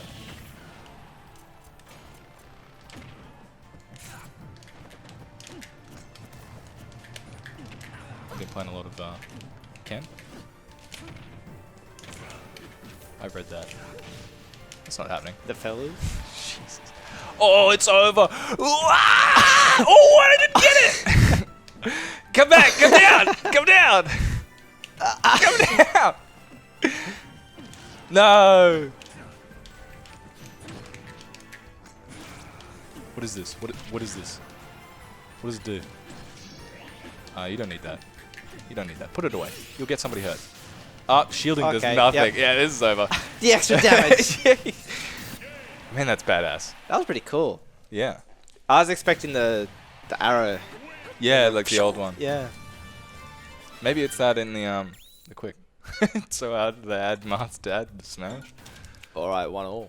Yoshi next. I could have done so much better. Snake, man. Sheik is cool. I just needed a million different up smash. Sheik is so lit. The thing that you almost did was really cool. And I popped down with whatever it was. Yeah. I'm doing K. Rool next. Oh. That is that yellow is supposed to be golden, but it kind of looks like This is cursed. like a lemon tart that's been out for too long. Right. Yeah, it's unfortunate. All right, so what do I do with K. Rool? You got to give me the tips. You want to down smash. You want to blunderbuss off stage, and then you hit him into the bottom of the stage. You want to up throw at 0 out of 100. Is this all good against Yoshi? I feel like I'm never going to be able to. Oh yeah, true. Yeah, Yoshi's cooked. You just can't do it. I just can't. All right, I'll give up straight away. I just combo you, but then you get an item. We're gonna and then bit you of kill static. We got a bit of static. All right, so here I go. Lilat as well. If only it was hazards on as well. What's the... oh, no, that's not the... Is it just... Yeah, oh. down B sucks. Oh, that's it. It's the side B. Oh, no. Man, he's got a slow walk speed. I want to be intimidating, but all I look like is I'm messing up. Yeah. Especially when you're stuck in shield with the person behind you. There we It's go. just Man, like, yeah. jeez. He's heavy. Oh, this is bad news. Get me out of here. Man, everything's so laggy on him. Yeah. We need more of those. Yeet.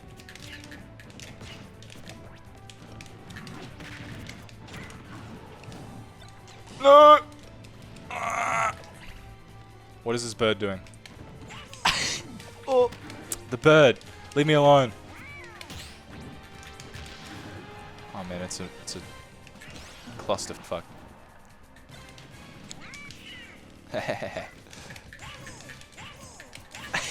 Come here. Oh, I He went went over under it! It's cheating.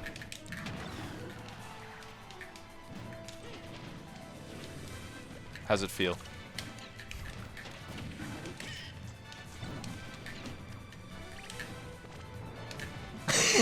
Yeah! Oh, what? So quick.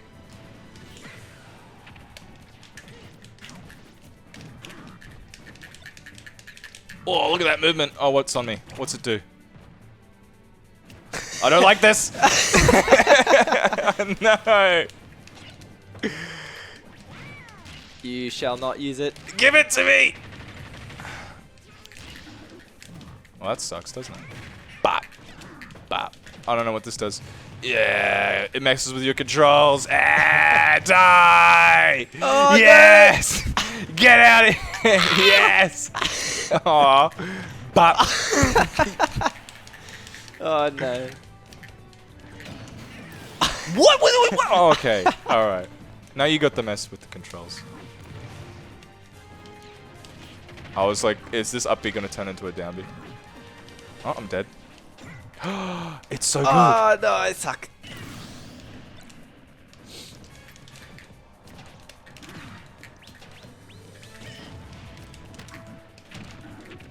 That did nothing for me. Oh, silly Billy. Unpunishable. Oh. Give it to me. No! We never get them. I'm so keen to see Waluigi pull one out for me. Alright. My lord. Your tips didn't help at all. Who you got next? I have Kirby next. 2-1, huh? Kirby versus... I've done the Pack, I've done the Snake, I've done the K. Rool. I got Puff next. Where is Puff? Where is the garbage aisle on the Oh, there it is, up in the corner, in the champion selection. Oh, this is gross. Gross matchup. Oh, this is marshmallows. I'm hungry for a marshmallow now. I am too. So if I don't land a rest, I don't win. That's Yep. the rule. And what's my win condition? No, you don't have. You don't have rest.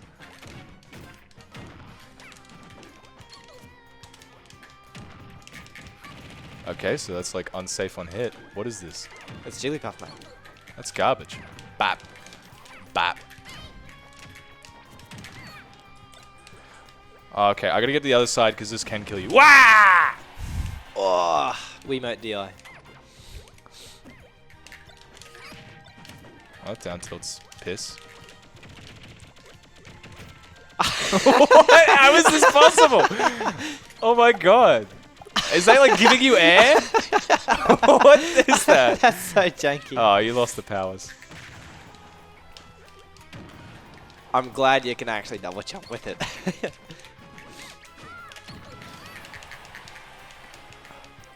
What's this over here I found? Alright. Oh, that was my That was a chance! rest, mate. Oh! Again. Oh, that's my... Ah, no, not this thing. I don't know what it is. Oh, you don't need that. It's gone. Yeah, evidently. Oh my god. Wait, hang on. No, that's... Yes, yes. I thought it was the cooking pot for a second. Here we are. Go get him, Dylan. He's gone. Oh, he's alive. Oh, Yeah. why does this not connect? There we are. Oh, All right. wow. I was like, I would live for free. What is this? Oh, that's the it hits it from the further away. Oh no, I want it! I want it! Hey, hey! I had no chance. Oh, yeah, no, thanks, hang thanks. on. I This need that. I need isn't that. any good. Oh, Ah, yeah. no. No, that was terrible. How do you hit a rest? Somebody tell me. You don't, mate. Oh! No! This is terrifying. Oi! This is stuff from my fetishes. Stay back. Oh, that was it. That was the rest. Was it? Can you get that? That's the rest. Holy! Alright, that does kill. This is looking GG, boys. As you can see, my Jigglypuff is really hot shit. Oh, my lord. Alright, enough of that. Mate, that was the rest. Oh, stop saying that. Oh, yummy, yummy. Oh, no, no, no. Give me the food. Oh, okay, here we are. Get in there. I don't know about that one. Do it, coward. Oh, no way. Surely not. Oh, that's sick. What This the is hell? the Rage Blaster. I know this. I saw it from the trailer. E3. First one. What is it just another one of the laser gun, or does it do something else? It's a laser gun, but the more rage you have. Help me out, whoever it is. Uh-oh. Lucario, thank you. Not Phosphora. What? That didn't even connect. Yeah, because... Wait, which You, one? you, Which one's the you real... get that one. You get this one. No, no, no, no, no, no. Yeah! All right, all right. Come on, come on. I can't tell the difference. Oh, I got it. No, no, no, no, no, no, no, no. Oh. This is my one chance. Uh-oh. Uh-oh. This isn't any good. What does it do? What am I doing here? Was that just a show? Yep. I'm stunned. Oh, that was bad by me. Oh, I still worked My out. ultimate Okay. is trash! What was that? I had it in the bag! Oh, my lord. How does Battle Dolphin masochistically do it? That was awful. Alright, well that's the best of 5, but you got more characters to play. All So right. how about this? I will steal your characters. So Alright. you have DK, Doc, Mega Man, and Ganon left. You play Ganon. Yep. I will play DK. All right. That sound fair? Yep. BT on Suicide Watch. Game 5 Sonic. Yeah, we got to get that one left. You removed Sonic. Oh, that's okay. Yeah, you have the right to... can, yeah, you can ignore him. That's I all right. have the right to ignore Spazzy. Where is my boy Ganondorf? Here he is.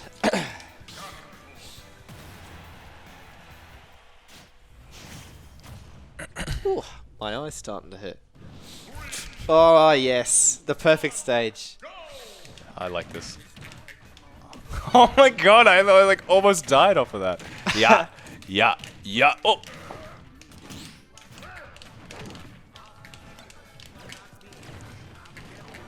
Bap, bap, bap, bap. Why? I want to get rid of it now. How do I do that? You got a Z drop it, mate. I did, and then I. This is not fair. Oh, that was sick. Oh, thank Christ for that one.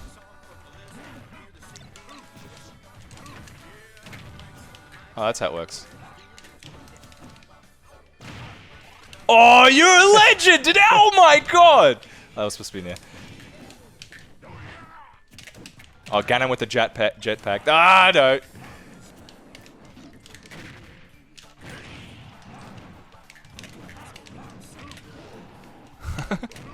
Ah! Alright, this is over. This is embarrassing. Oh!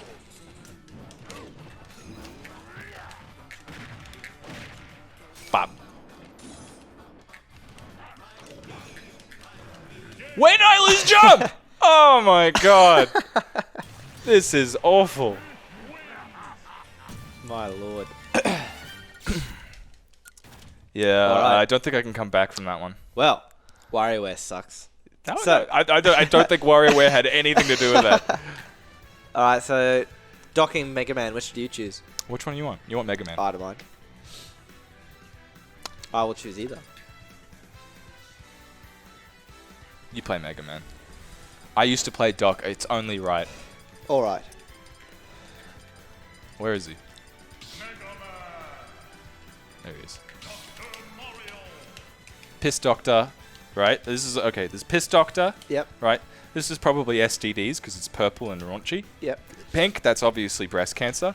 White, that's a regular doctor. Yep. Blood doctor, so he's got to test if you've got STDs. My lord. Blue doctor, I don't know what that is. Green, that's probably like fungus or infections. And then there's black, which I don't know. I think at that point he's like he's a funeral guy. You know, he's like you're dead. Yeah. Yeah, I'm sorry. He's talking to a corpse. All right, you ready? Yep. Blue is gynecologist. There you go. I don't know why. There's no logic in that one. I'm gonna. Oh, blue waffles maybe. Oh, it's the stage. All right, so I heard this button's pretty good. Wow, wow, wow. So used to doing forward air. Uh-oh. Oh, oh. Oh, that's not a thing anymore. You don't need that. Yeah, I got it on you though, so how do you feel? Like, probably like a idiot, huh? I feel pretty stupid. Oi. Oh, that didn't do shit. Well, that's like a show you can for real. Sure you can. Oh, well, at the Rambat, when when Chris like sure you can me, like game 4 or whatever in grand finals, Chad, you in the background was just like, sure you can. Harry was talking to, MX was, Ira was talking to, oh no! Get swatted. Oh, this is awful! I can delay it with hitboxes. I can clang. Oh, I just gotta avoid the flies. Oh, did that give you, oh really? Yeah. Nope. Well, I'm getting 4-stock in a 3-stock game. It's my only hope, and I don't even know if it's real. Alright, eat you. That was actually surprisingly close. Oh, how? I'm gonna get Mega Man.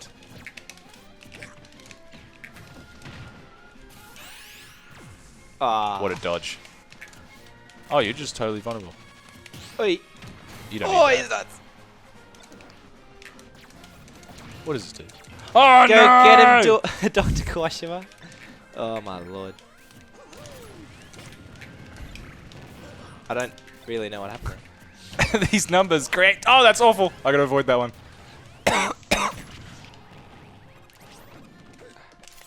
Where are you at? You cannot see me.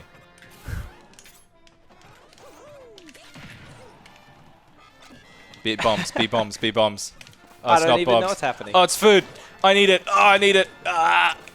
I don't need it. I don't need it.